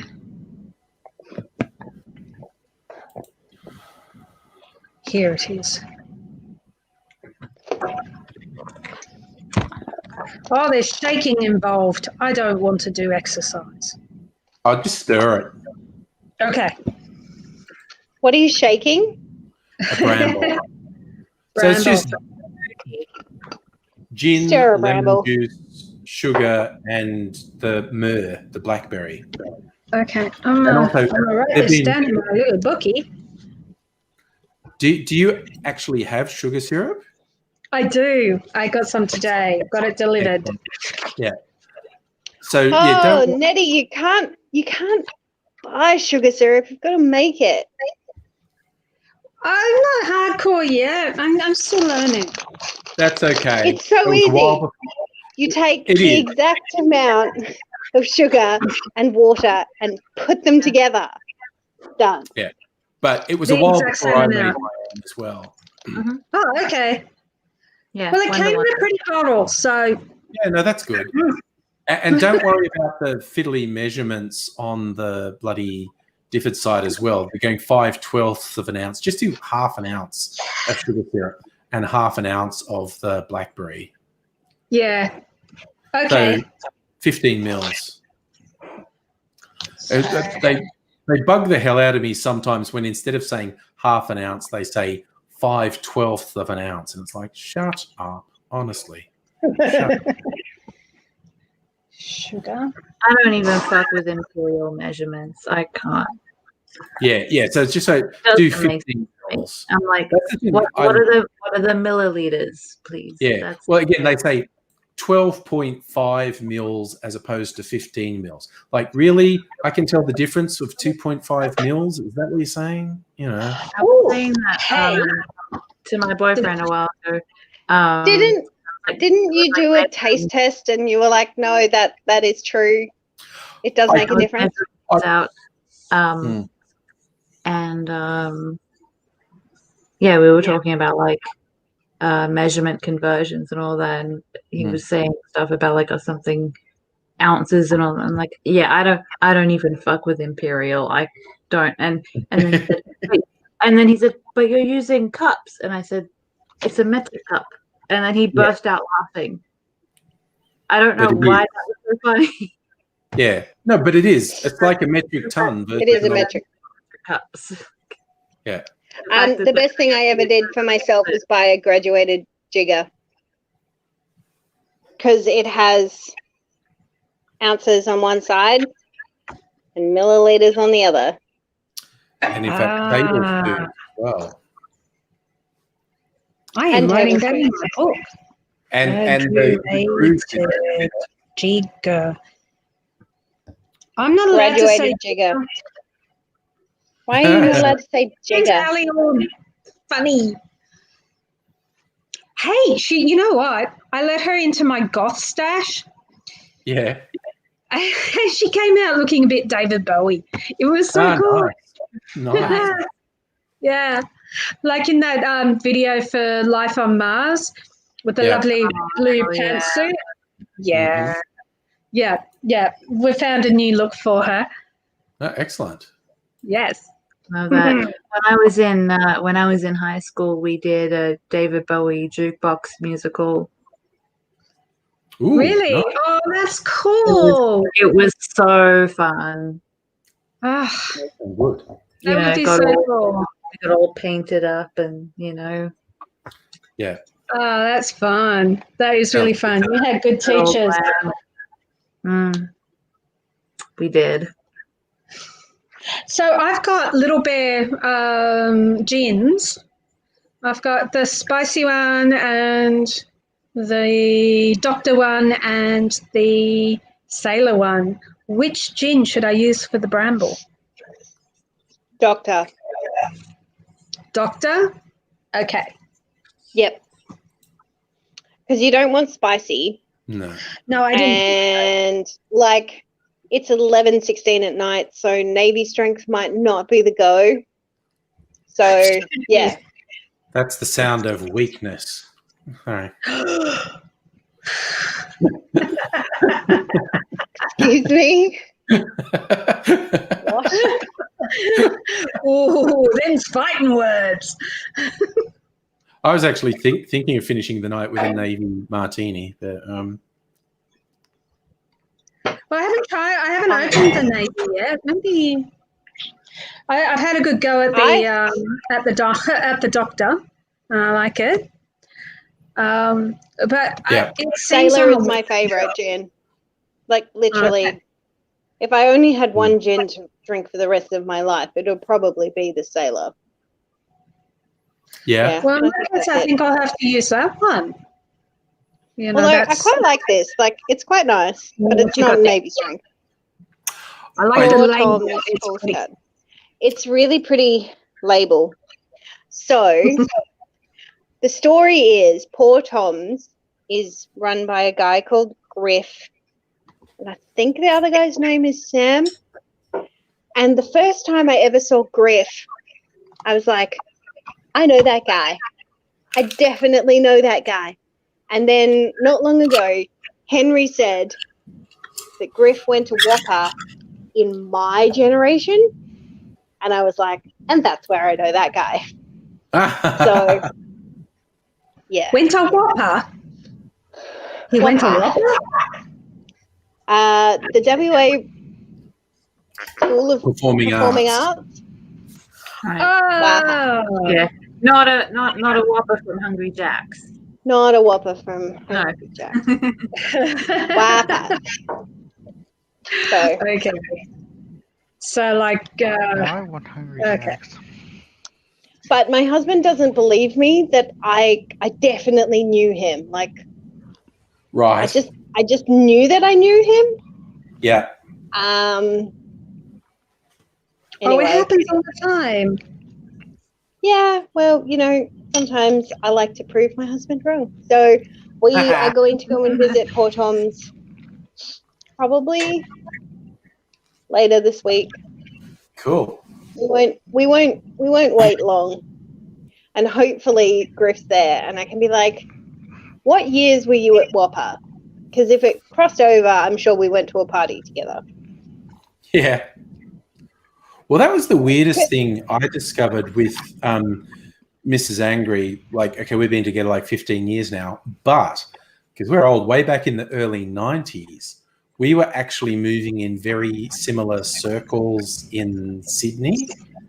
And so there's actually a non-zero chance we were at the same party as each other at one point 10 years before we ever actually met.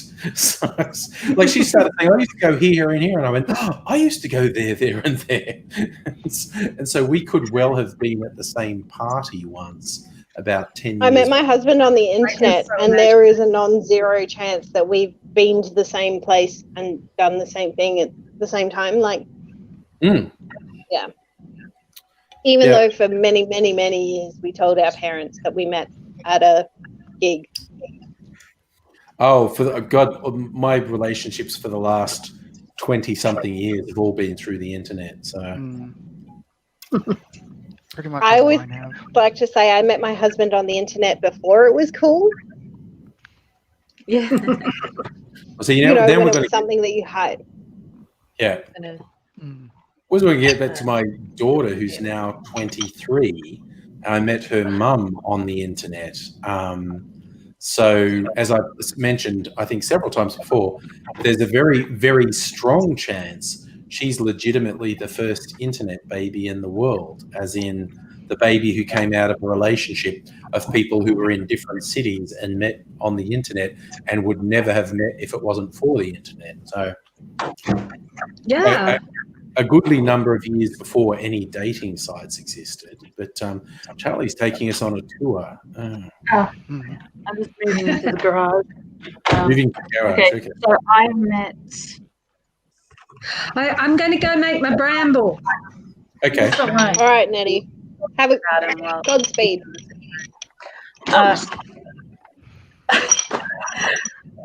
So I met my boyfriend on the phone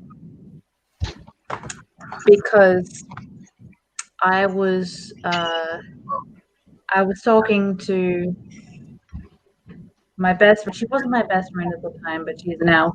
And I've known her since like we were 7.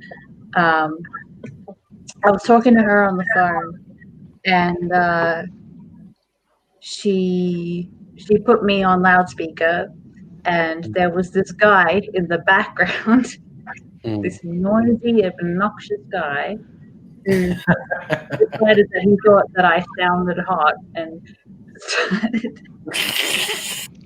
started hitting on me like while I'm trying to talk to my friend, and then because they were like in the car together, he was driving, and then she decides to go to the toilet, and so she hands the phone to him. Yeah. And I'm like, oh God, what are you doing to me, Julie? Making me talk to this fucking random guy. And so that was how we met, and then and then we decided to meet up, and we had like a double date. The way that she knew him was because her boyfriend, and they're still together, was a friend of his, and yeah, like the 4 of us, like we have been like best friends for many years at this point. Cool. That's cool. Sorry, I just noticed in the chat, Frankie the Skin saying, "Yo, hope you win the millions tonight, so you can tell your employer to get fucked forever." Yes, dude. I've got all the fingers crossed. If you've entered some big lottery thing, by all means, here's hoping you get to tell your boss to fuck off. The chances are slim, but yeah, but hey, we're sending all the dream about positivity. that every week, but I don't buy a ticket, so. I kind of do when it's like a really big one, like you just sort of notice, like, wait, they're saying they're giving away $40 million this week. Okay, I'll drop a few bucks on that. I'll raise my chances from absolutely 0 to just marginally above 0, and yeah, from 0 to 0.000000001%. Yeah, no, it's only a couple million to 1 against you winning it, so you know, so yeah. So yeah, so I only really get interested when you see those things, and it's like for some absurdly large amount, and it's like, what the heck, you know? Maybe I get throw a few dollars down. And I just noticed we've lost Nettie, but her cat's hovering around in the back. We got Frankie. Loved your latest video, Frankie. Oh yeah, and by the way, yeah, Frankie gave me a key to download Duke Nukem Forever from Steam. I heard shit. The reviews on Steam are hilarious. It was a huge disappointment. Yeah, apparently. But yeah, at the time, it took 12 years for it's equal to Duke Nukem 3. Yeah, it was like a big. There was this huge build-up, and then what came out was a huge disappointment. Yeah, but like it came out, I don't know, was it 5 years ago, 10 years ago? It's an old game, but the recent reviews on Steam are hilarious. They're all just like, "Oh God, I thought I'd download this game just for a laugh, and that was a terrible idea. It's shit. Don't download it." Their reviews are just hilarious. Did I mention I've started playing Undertale? Good. I'm 5 years late to the party, but it's it just came out on the Switch. Really? Yeah, came out 5 years ago. Yeah. Wow. And I've only just because my brother recommended it to me because I mentioned that I really liked Earthbound because I got that was a download on the 3DS. I played that and loved it. It was like the best game I ever played, and so my brother said, "Well, you should play Undertale because it's very like heavily inspired by Earthbound." And I just Yeah. I just started playing that the other day, and I fucking love it. Oh, excellent. It is a lot. I found. Nice. Yeah. So I played a few minutes on Duke Nukem on the easiest setting because I don't want to fuck around. So we'll see how that goes. Yes, they're trying to be silly and outrageous and whatnot, and it's like, yeah, okay. We'll see what happens. Because I played Duke Nukem 3D when it came out and was quite into it. But yeah, then there was just this 12-year wait for the sequel. And of course, even just in this first couple minutes, they've been self-referential about 10 times about how it's taken 12 years to get here and da-da-da. So they're trying to be a bit too sort of self-aware. I don't know, but we'll see. I like shooting things. We'll see what happens when I start shooting things. Sarfa finished Duke Nukem Forever. Legend. I finished 3D. Kind of cheated because I kind of found a glitch. This final boss fight, you're on a football field, and I found I could stand in a particular place, and some glitch in the game meant the boss was trapped behind a goalpost and couldn't get me. So if I just held position, I could just keep shooting and the boss couldn't get me, which is not like a real gamer would say that's not legit beating the game because I'm like, fuck it, dude, I beat him. I beat him.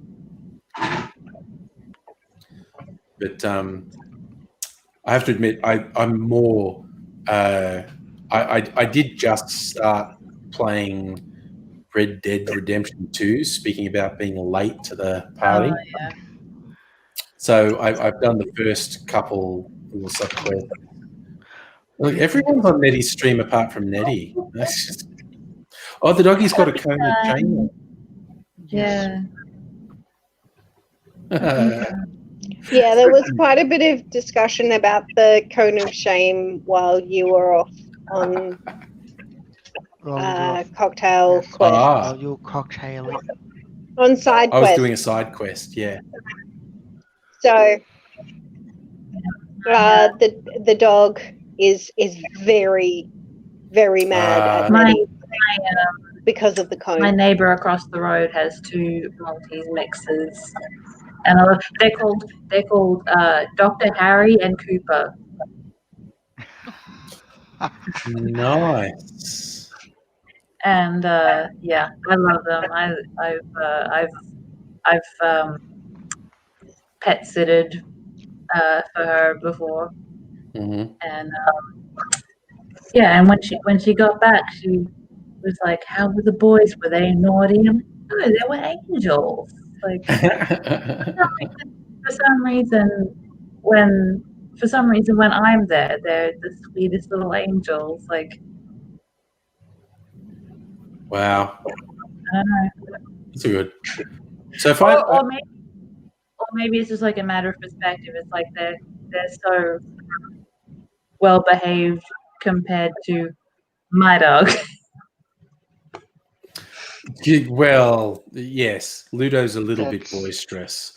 Many dogs would appear calm in comparison. They're so small, you know. You can just pick them up, and you know they're not gonna like knock you over or anything. Like no, it's a very different. One of them, Docky, she calls him. That's Dr. Harry. Loves to hump my mum's leg a lot. It's always just he doesn't normally do it to anybody else. Always when she goes over there, he just sort of, and the lipstick comes out, and oh dear. Yeah, it's something about your mum's leg. There you go. Oh God, that reminded me of another silly Chewbacca joke from the internet. Someone going, "Hey, so Chewbacca, Do you think he's got like a normal like Yeah, human beard, yeah, or has he got the lipstick like a dog? She's like, no, I didn't need to think about that. I didn't need to think about that. did actually discuss that on a stream a while ago, and we confirmed yes, Chewbacca has lipstick. Yeah, the old red rocket. Oh dear. How'd you go, Nettie? You got your bramble happening? It's funny when I drink it, like taste it off here, it's super sweet, but when I have a sip, it's super tart. Yeah. You're a super tart.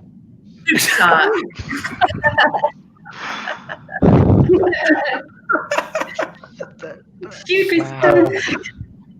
Wow. I didn't go there. But yeah, you can't be handing out straight lines like that, Nettie. That one absolutely had to happen. Person, I did not expect to hear that from you, but I'm glad I did. Oh dear. All right, so I'm going to make Do my it all the time, angry. with a straight line. You do you? I just like fall straight into them, you know, I bet you do. and the stupid shit constantly. I had a friend. I don't think you were here actually when I told this little story. I had a friend who was doing some cooking here, and he took off his rings to do the cooking. Yeah. And like, you know, of course, this man's hands has got really, yes, you know what I'm talking about, don't you, folks? Yeah. And I picked up his ring, and I had quite a few Shirazes, and I just picked up his ring, and I put both my fingers in his ring. I can fit two of my fingers in your ring. And he's like, he drops the spatula, and he turns to me and goes, "You want a ring for Isaac?" These are parts of one of my best costumes that I ever did. Ooh, nice. That's what girls are made for, wearing big pink poofy things around their neck. Got the tutu there. Oh, Okay, nice. and then For you, like it's like you're gonna have to guess who the character is. I just gotta put on the lobster claws. Ah. from, Zoidberg. No, you're him. Him Yes. from Powerpuff Girls. Yeah. Yeah. Excellent. That was one of my best costumes. I was very popular that day. I when I bet wore you this. were. Powerpuff Girls, Nettie, they had a character who Um, was a devil and dressed like that, had these pink things and these claws, and I remember him now. was like Prince of Darkness with a guttural voice. But then occasionally would go, "Ooh, it's so nice here." It was like, yeah, he flew me from Definitely. the submarine. Jennifer Wood, definitely. I thought it was the very glam David Bowie-esque lobster from Moana. Yeah, I'm pretty sure Jermaine, whatever his name is, from the Concords. Jermaine Yeah. Clement. Yeah, Yeah, because in Flight of the Conchords, he did a really good Bowie impression. Yes, that song about David Bowie. Yes. Bowie's And, in space, but yeah, I'm cool. yeah, I never watched them. I never got around to watching all of those. Oh, it's a very funny show. It's very silly. Yeah, and when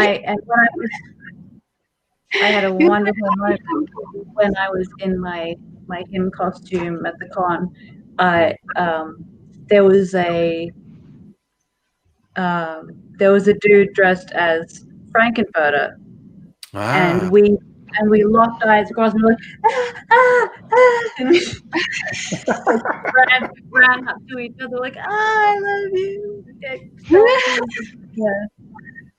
And androgynous characters in corsets. Yeah. Yeah. Just a couple of sweet transvestites. Yeah. Nice. I still think it was hilarious that they snuck this non-binary character into a kid's cartoon. Non-binary who wears kinky outfits with the spike heels and the corset, and it's just like, And you Oh just- yeah, and I got the fucking thigh high boots. yeah. Just slipping that into a kid's cartoon. That was great. That's right. There's a whole scene in Pony, which is a replica of the Big Lebowski.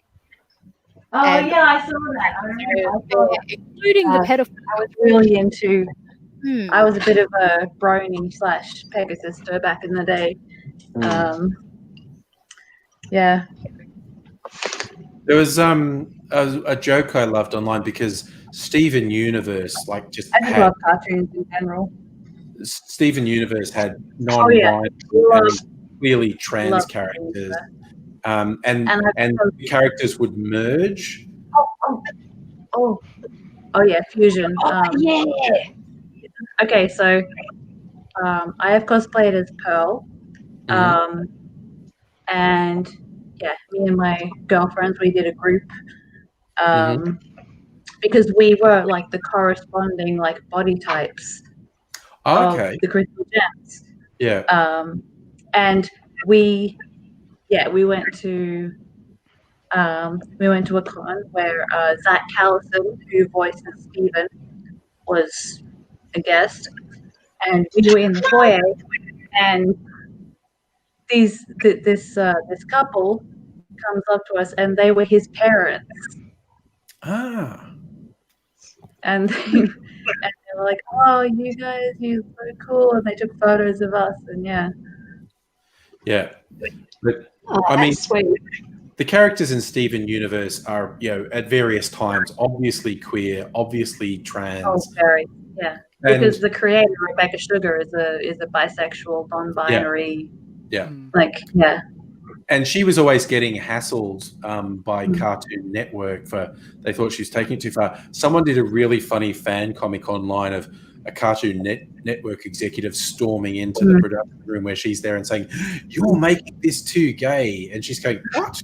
What gay? They're not. They don't even have genders. They're space rocks. There's no gender. Yeah.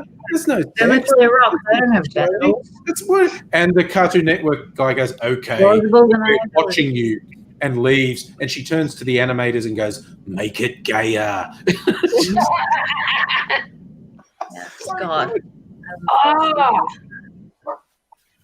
I think I'm going to turn my microphone off and make my third cocktail video. Leave you folks to play. Yep. Or I could leave my microphone on and make noise, or whatever you like.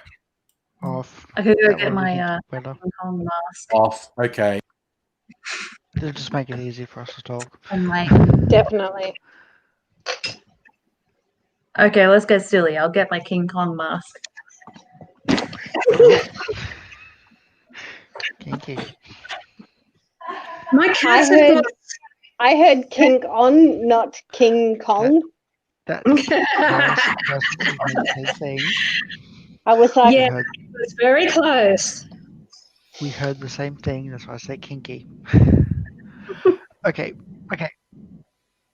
After a little bit of a cat.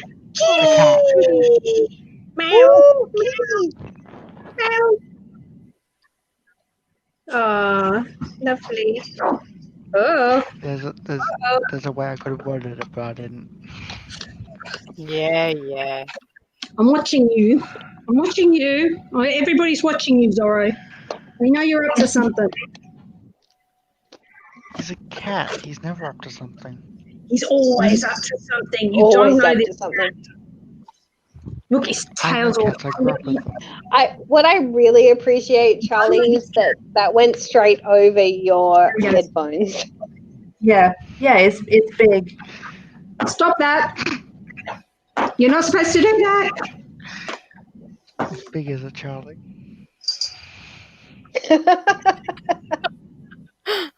Got my Anne. Is this just Charlie recreating all her Halloween costumes? A bit, yeah. Or Comic Con, either way. I'm currently working on a sexy female Chucky. Ooh. You have our attention.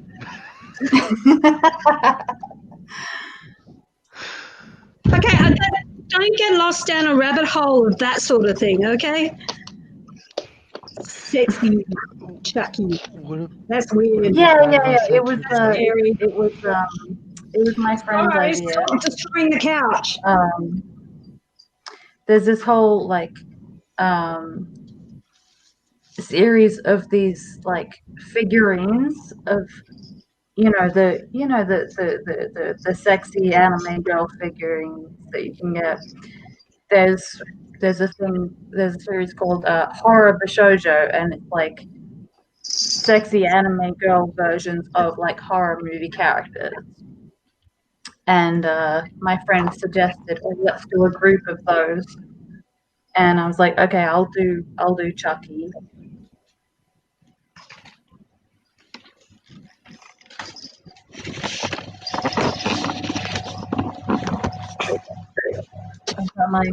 Because I love like, King Kong. I'm a little bit obsessed with King Kong.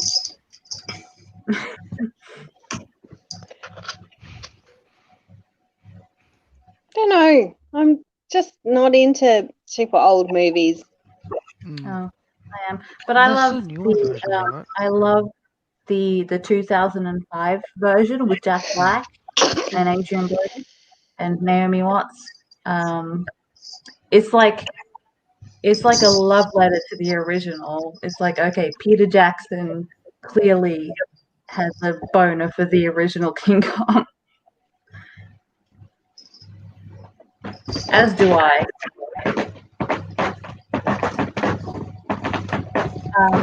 But somehow the Peter Jackson version managed to be more racist than the original from 1932. Like that was fucking weird. That part really. Hang on, it's King Kong racist. Hang on. What? If you read between the lines, yes. Oh, okay. Now that you've done that, because I've never really watched King Kong, I've always been a bit in an altered state. So now that you hold the little blonde girl up against your big black face. Oh, ouch. I don't like that. I mean, yeah. But actually, have any of you guys seen Inglourious Bastards? Yes. Yep. Long time ago. Yeah, the part where they were playing like celebrity heads or whatever. Yes. Yep. Don't remember it, but go on. Oh. Yeah, there was a part where someone had King Kong on their head, and the person gave them the clue saying like, you were taken in chains from an exotic island and brought to the USA and exploited and blah blah blah, and they said, oh, am I the black people in the USA? Like, wow. Yeah, there you go. God, I feel dumb. Sorry. You're really stupid. Never saw that metaphor ever before in my brain. Oh yeah. Too many of these things. And that's the thing is that in King Kong, when they get to Skull Island, they are met initially by the natives, and it's wild that somehow the 2005 version was so much more racist in their depiction of the natives than the original was. Like in the original, they were actually. I don't think I've seen that. But in the 05 one, they were portrayed like these savage monsters. Oh boy! Well, if you look at all of the fantasy races from, let's say, and people are going to kill me for this, Lord of the Rings. Mm-hmm. Look at how the orcs are portrayed. Yeah. How do they look? They're darker skinned. They're more savage.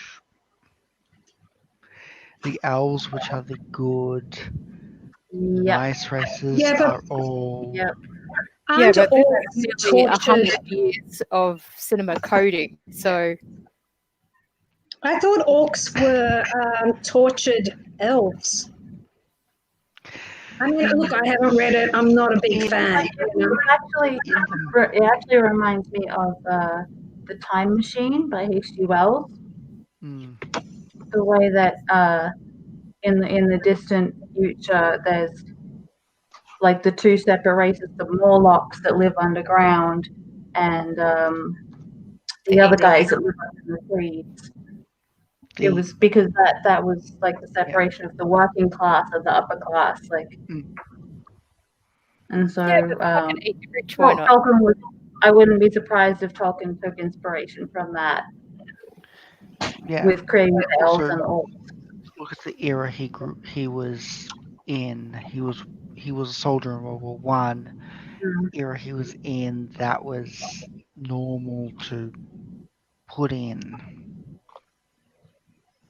Like everyone believed that was true. Yeah.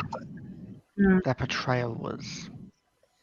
I'm not saying he was, but product of the time. Yeah. Wasn't Tolkien a giant racist? I don't know. Probably. I know he was very Catholic. Probably. So a giant racist. Sam is actually Frodo's black gardener in the books. Yes. Yes. Although, look in the movies, Frodo's gay as hell. Oh yeah. Coded just like the most homoerotic thing ever. Like, yeah. Oh, yeah. And let's not even get into J.K. Rowling. May she burn in hell. Fuck her. Yeah, may she. fuck her. May she be the biggest fucking disappointment of, the 21st century. Fucking hell. So I had one of the original.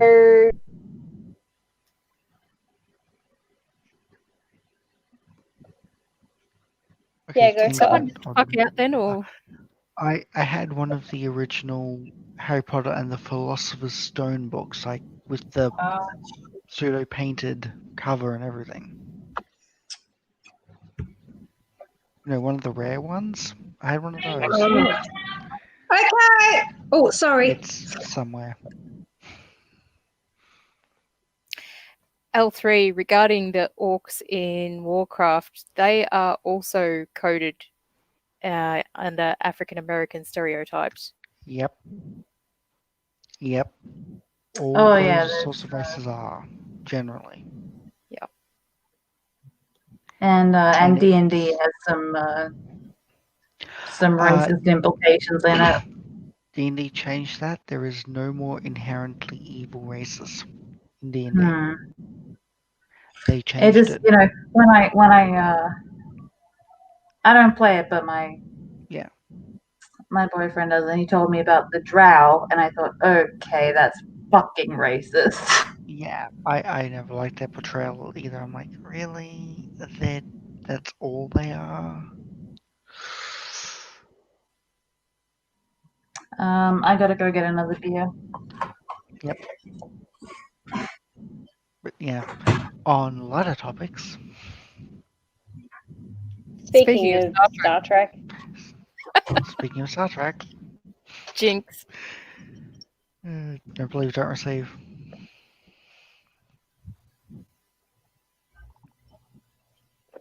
You were going to bring something up that was lighter, Fox.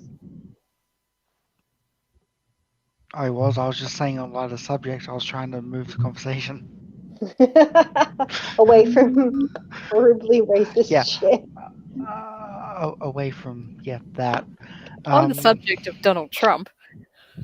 Oh God, that's the opposite direction. On the opposite. That is the hellscape that I can't deal with. On the topic of Kirsten's hair, It looks very pretty beautiful. neon. There's a Yeah, strip much better. through the back of it that's not neon anymore, and I'm like, I hate you. On the topic I have of brought hair, all the Charlie, things to redo it, but I'm not going to do it because our bathroom is completely white, and so is all the towels.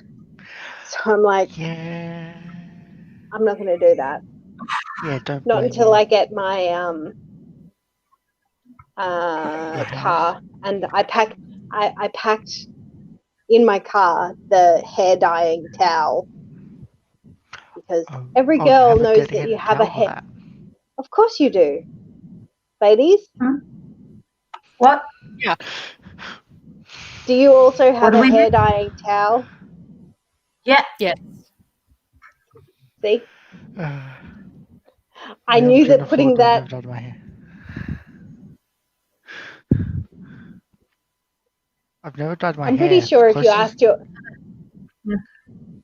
Yeah. if you Angry asked doesn't your know that I've partner, got the gorilla mask on, does he? So he'll come back to a surprise. he'll my be like, partner get, my your partner got might her have hair. have a hair dyeing towel. No, she got her hair dyed last. It was professionally done. But she doesn't dye her hair that often. Because it's expensive. It's always expensive when you get it done professionally. I want to take like a serious chunk, maybe like this much off. The problem is that would leave me 2/3 of my natural color and only 1/3 of the pink.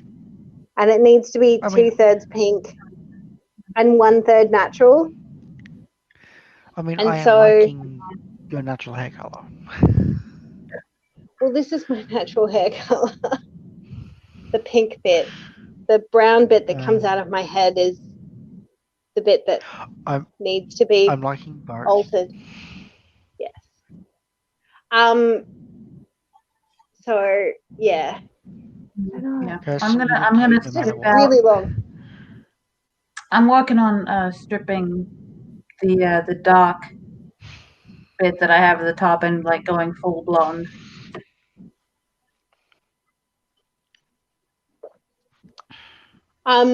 I bleached the bottom half of my hair by myself, but I'm really hesitant to bleach what is just natural hair at the top.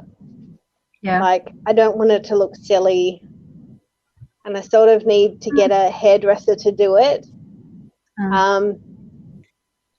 But I'm pretty sure that I set alight all the bridges to any hairdresser that I used to know. So I'm gonna have to I've been doing my own find hair like. for years. I used to work for a company that sold hair dye, which meant that I had access to a lot of hairdressers. It was very convenient. Sorry, I just came back and saw. I just noticed. Sorry, that caught me by surprise. Yeah. Yeah, I was waiting for that. And I've got my Anne. Oh, nice. And she's a vital part of the costume because otherwise you're just a gorilla. Yeah, with You the gotta little have pendulum dress, your Kong. you gotta have a little Anne Darrow to make it King Kong. You missed the entire conversation. My favorite bit is that we had been so used to Charlie being in the Kong mask that we were just having a chat. Yeah, no, it certainly caught me by surprise. But you were in the middle of a story, Kirsten. I was just whining about the fact that I'm going to have to find a new hairdresser and a new eyebrow lady. You know, all of those things because I've changed cities and now I have to deal with that. And like the one person that I was like, I need to see an eyebrow person before I start work is like, I've never done anything to my eyebrows.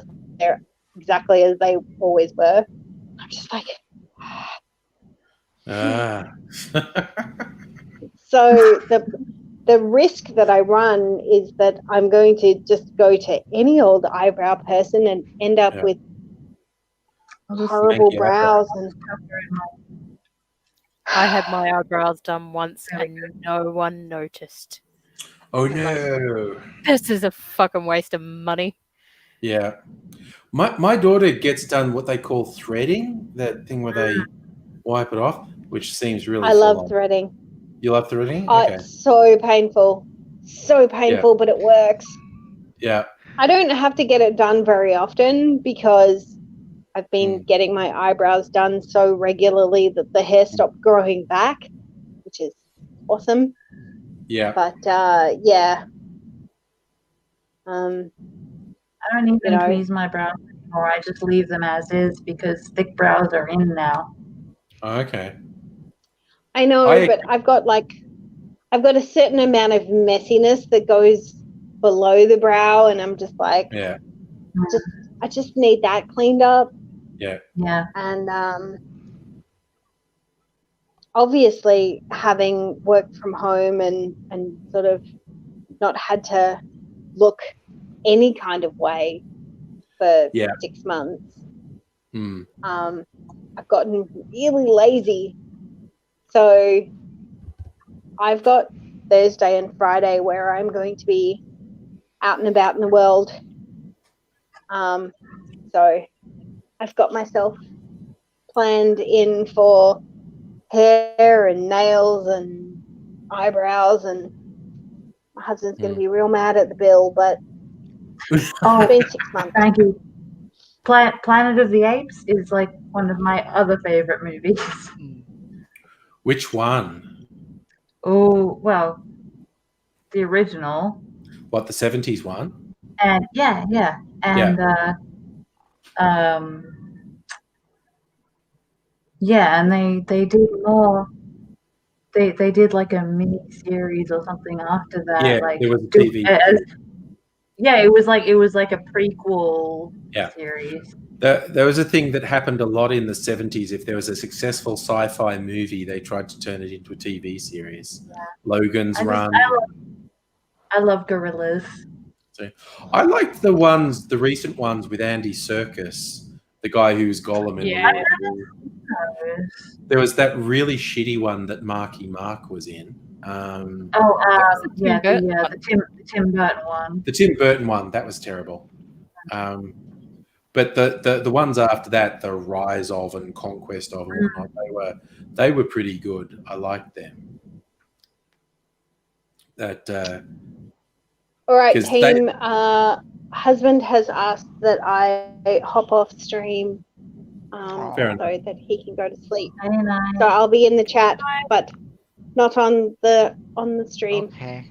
Okay. Good night. That's fair. Sweet No. dreams. I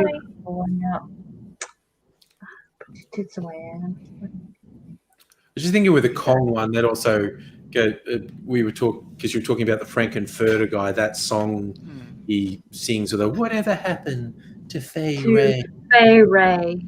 Yeah. And that final scene in the movie, at least, that's just like Kong because Rocky's carrying. In a Kong tribute. But Frankie thinks we need more Planet of the Apes. I don't. Do I have a? Oh my god! I actually have an ape mask. I can't remember it. And and here's the thing: is that I've got that little banana costume for Ludo. Yes. I could do a video of us, me and my gorilla suit and the banana chasing suit. your dog in a banana suit. I should do that. I like that. That's a good idea. Oh my god, that just looks so funny.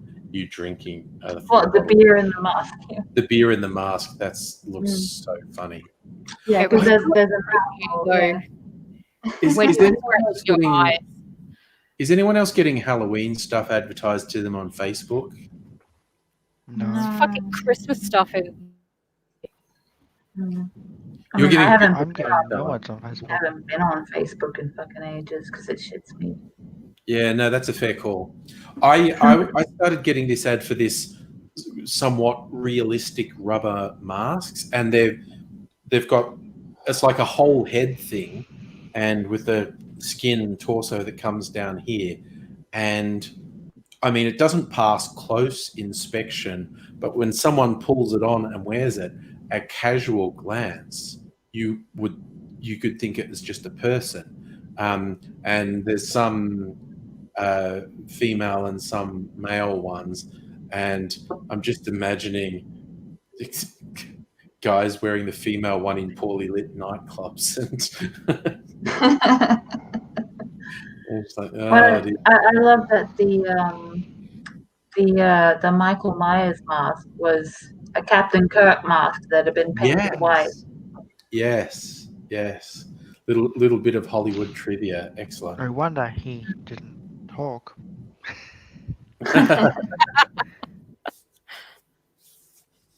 Perfect. Ooh.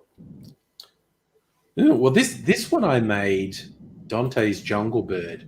Well, they said Campari, so of course I didn't use that. I used Aperol again, but it's rum, Campari, a herbal amaro, 2.5 ounces of pineapple juice. So that's like 75 mil of pineapple juice, and a bar spoon of lime juice, and it's pretty good.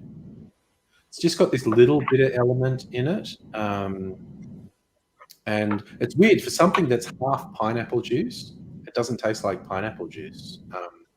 It's quite a good balance. So I quite enjoyed these drinks I made tonight. Still thinking of making a Navy strength martini before going to bed. Maybe next time I'll come in with my Catwoman costume. The 60s TV series Catwoman. Ah, yes. The Julie Newmar version. Julie Newmar one. So it's hilarious that 3 different women played Catwoman. Yeah. Including Eartha Kitt. But, in the series, yeah. Eartha Kitt was great. But Julie Newmar was awesome. I'm a fan of Julie Newmar's. And there was that weird Hollywood drag film that felt like a rip-off of Priscilla, Queen of the Desert. Oh, yeah. Wong Fu, thanks for everything, Julie Newmar. Yeah, it was a bit of a Priscilla knocker. Yeah. Yeah. Yeah. It's kind of weird how that happened. Was it Wesley Snipes? Wesley Snipes, John Leguizamo, and Patrick Swayze. Yeah. All really enjoying being in drag. They just seem to have a really good time. This is a funny one with Priscilla, because Priscilla was better. Oh, way better. Terrence Stamp and Hugo Weaving and Guy Pearce. I remember just like I think it was Terrence Stamp who said it in an interview. It's basically like said having Guy Pearce, this young hunky guy doing it, he's going, that saved us, because without that we just look like pathetic old queers. And but having this really dynamic young guy in there as well was he just said that actually saved us. That made us look. We probably would have looked pathetic without him, but he lifted the whole thing. Yeah. But, there was this movie. I haven't watched it in ages. I don't know. There was this movie I saw years ago with Guy Pearce. It was called Dating the Enemy, and it was like a body swap movie where like the guy and the lady, I think they were exes, and there was a body swap, like Freaky Friday kind of thing, and I've heard of it, but I haven't seen it. Yeah, it sounds vague. Guy Pearce has done some weird films over the years. And apparently the reason he's not a bigger star is because he's not shy. If he's on a set and he thinks the film's shit, he'll just say, "This is shit. Why are you doing this? This is terrible." And he was in the Time Machine. That was one where he notoriously spent the whole time on set because he thought that was being ruined by the studio, and he's going, "So who's it pitched at today? Is it 14-year-old boys, or are we assuming our audience is adult today, or what? Because you change every day who we're pitching this at. So who we pitching it at?" That was one of my favorites as a kid. That movie. Oh, he was really good. And then I read the book, and I was like, okay, this is very different to the movie. I got really into H.G. Wells, and I got really into Jeff Wayne's War of the Worlds. Oh my god! And I was just listening to that on a loop like that entire year when I was like 15. Yeah, I was obsessed. Yeah, my older sister had that. I heard that so much when it came out. And my brother got the DVD of the like stage version. Oh right. Yeah. The original double album was the one I listened to. H.G. Wells, I got given a compendium of H.G. Wells, and read them all. Loved his stuff. Loved the Island of Dr. Moreau. And This had the biggest. It had a couple more obscure ones like First Men on the Moon and Food of the Gods. For those who don't know, H.G. Wells was a Fabian socialist who was into polygamous relationships. Sounds like a party. Oh yeah, he used to have mad sex parties, and but as a Fabian socialist is basically people who are upper class who think the system should be more socialist, but they have a general opinion that the working class are too stupid to organize it on their own. So they need their betters to run it for them. Oh yeah, and then I also listened to the Orson Welles narrated radio version. That whole thing is on YouTube. But yeah, there was the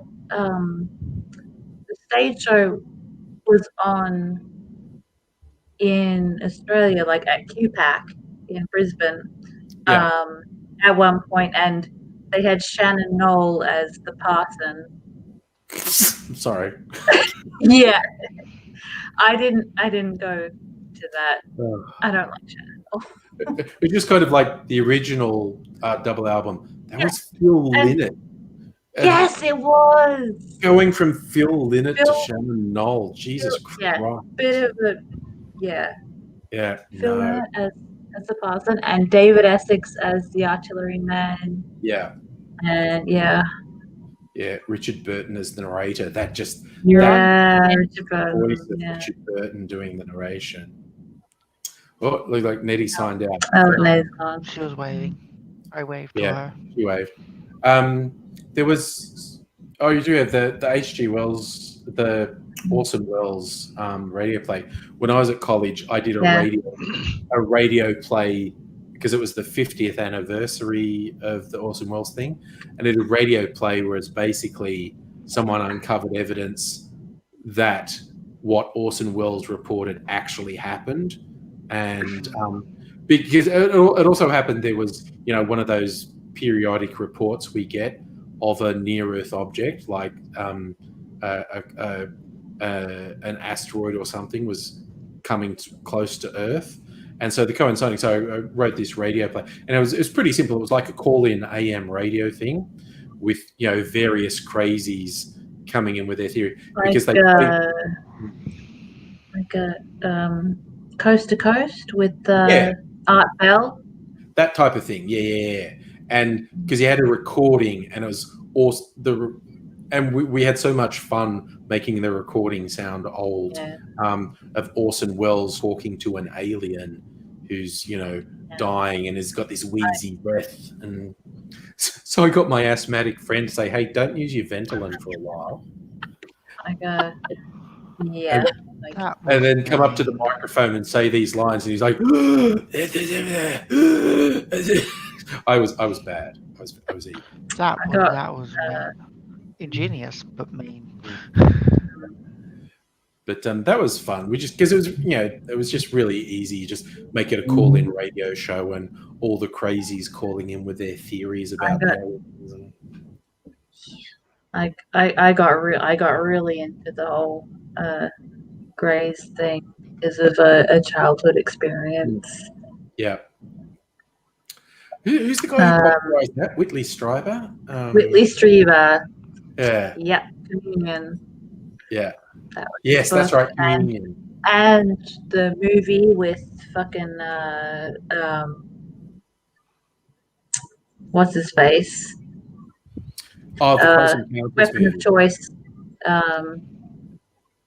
Christopher Walken. Oh, that's right. Christopher Walken. Walken Yeah. did the film Communion, didn't he? Yes. Yeah, he did. Yeah. Yeah, I thought you were talking about the Close Encounters movie, which I was a big fan of. I really liked that one. But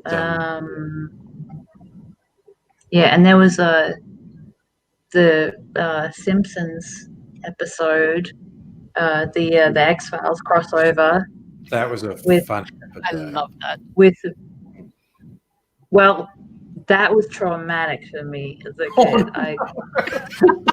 Seriously, every time when that motherfucker came on screen, I was like, that was the most terrifying thing ever for me. Yeah.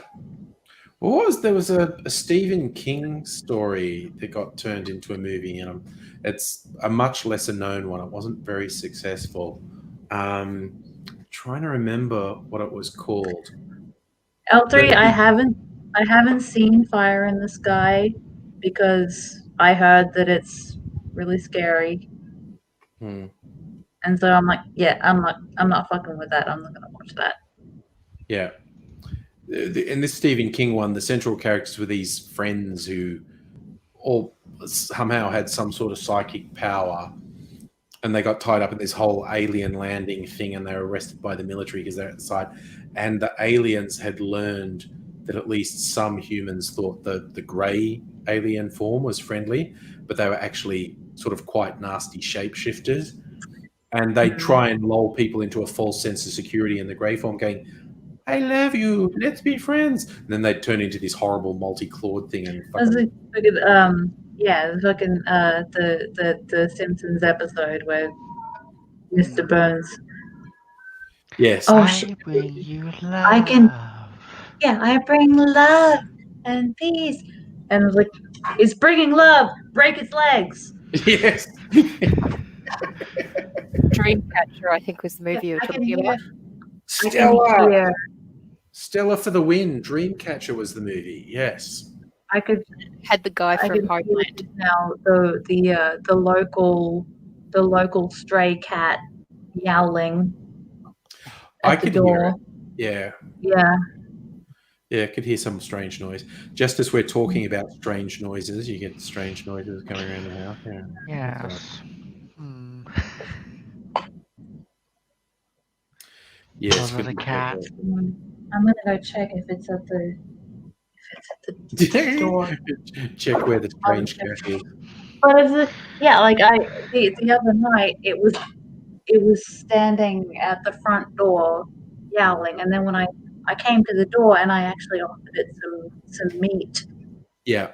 But it just ran away. Yeah. Yeah. We have two cats. What do you want, cat? Do you want to come in or not?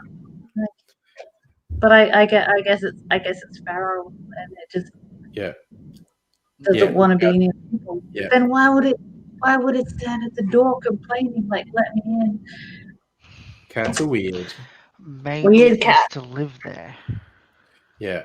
That could be it actually, Fox.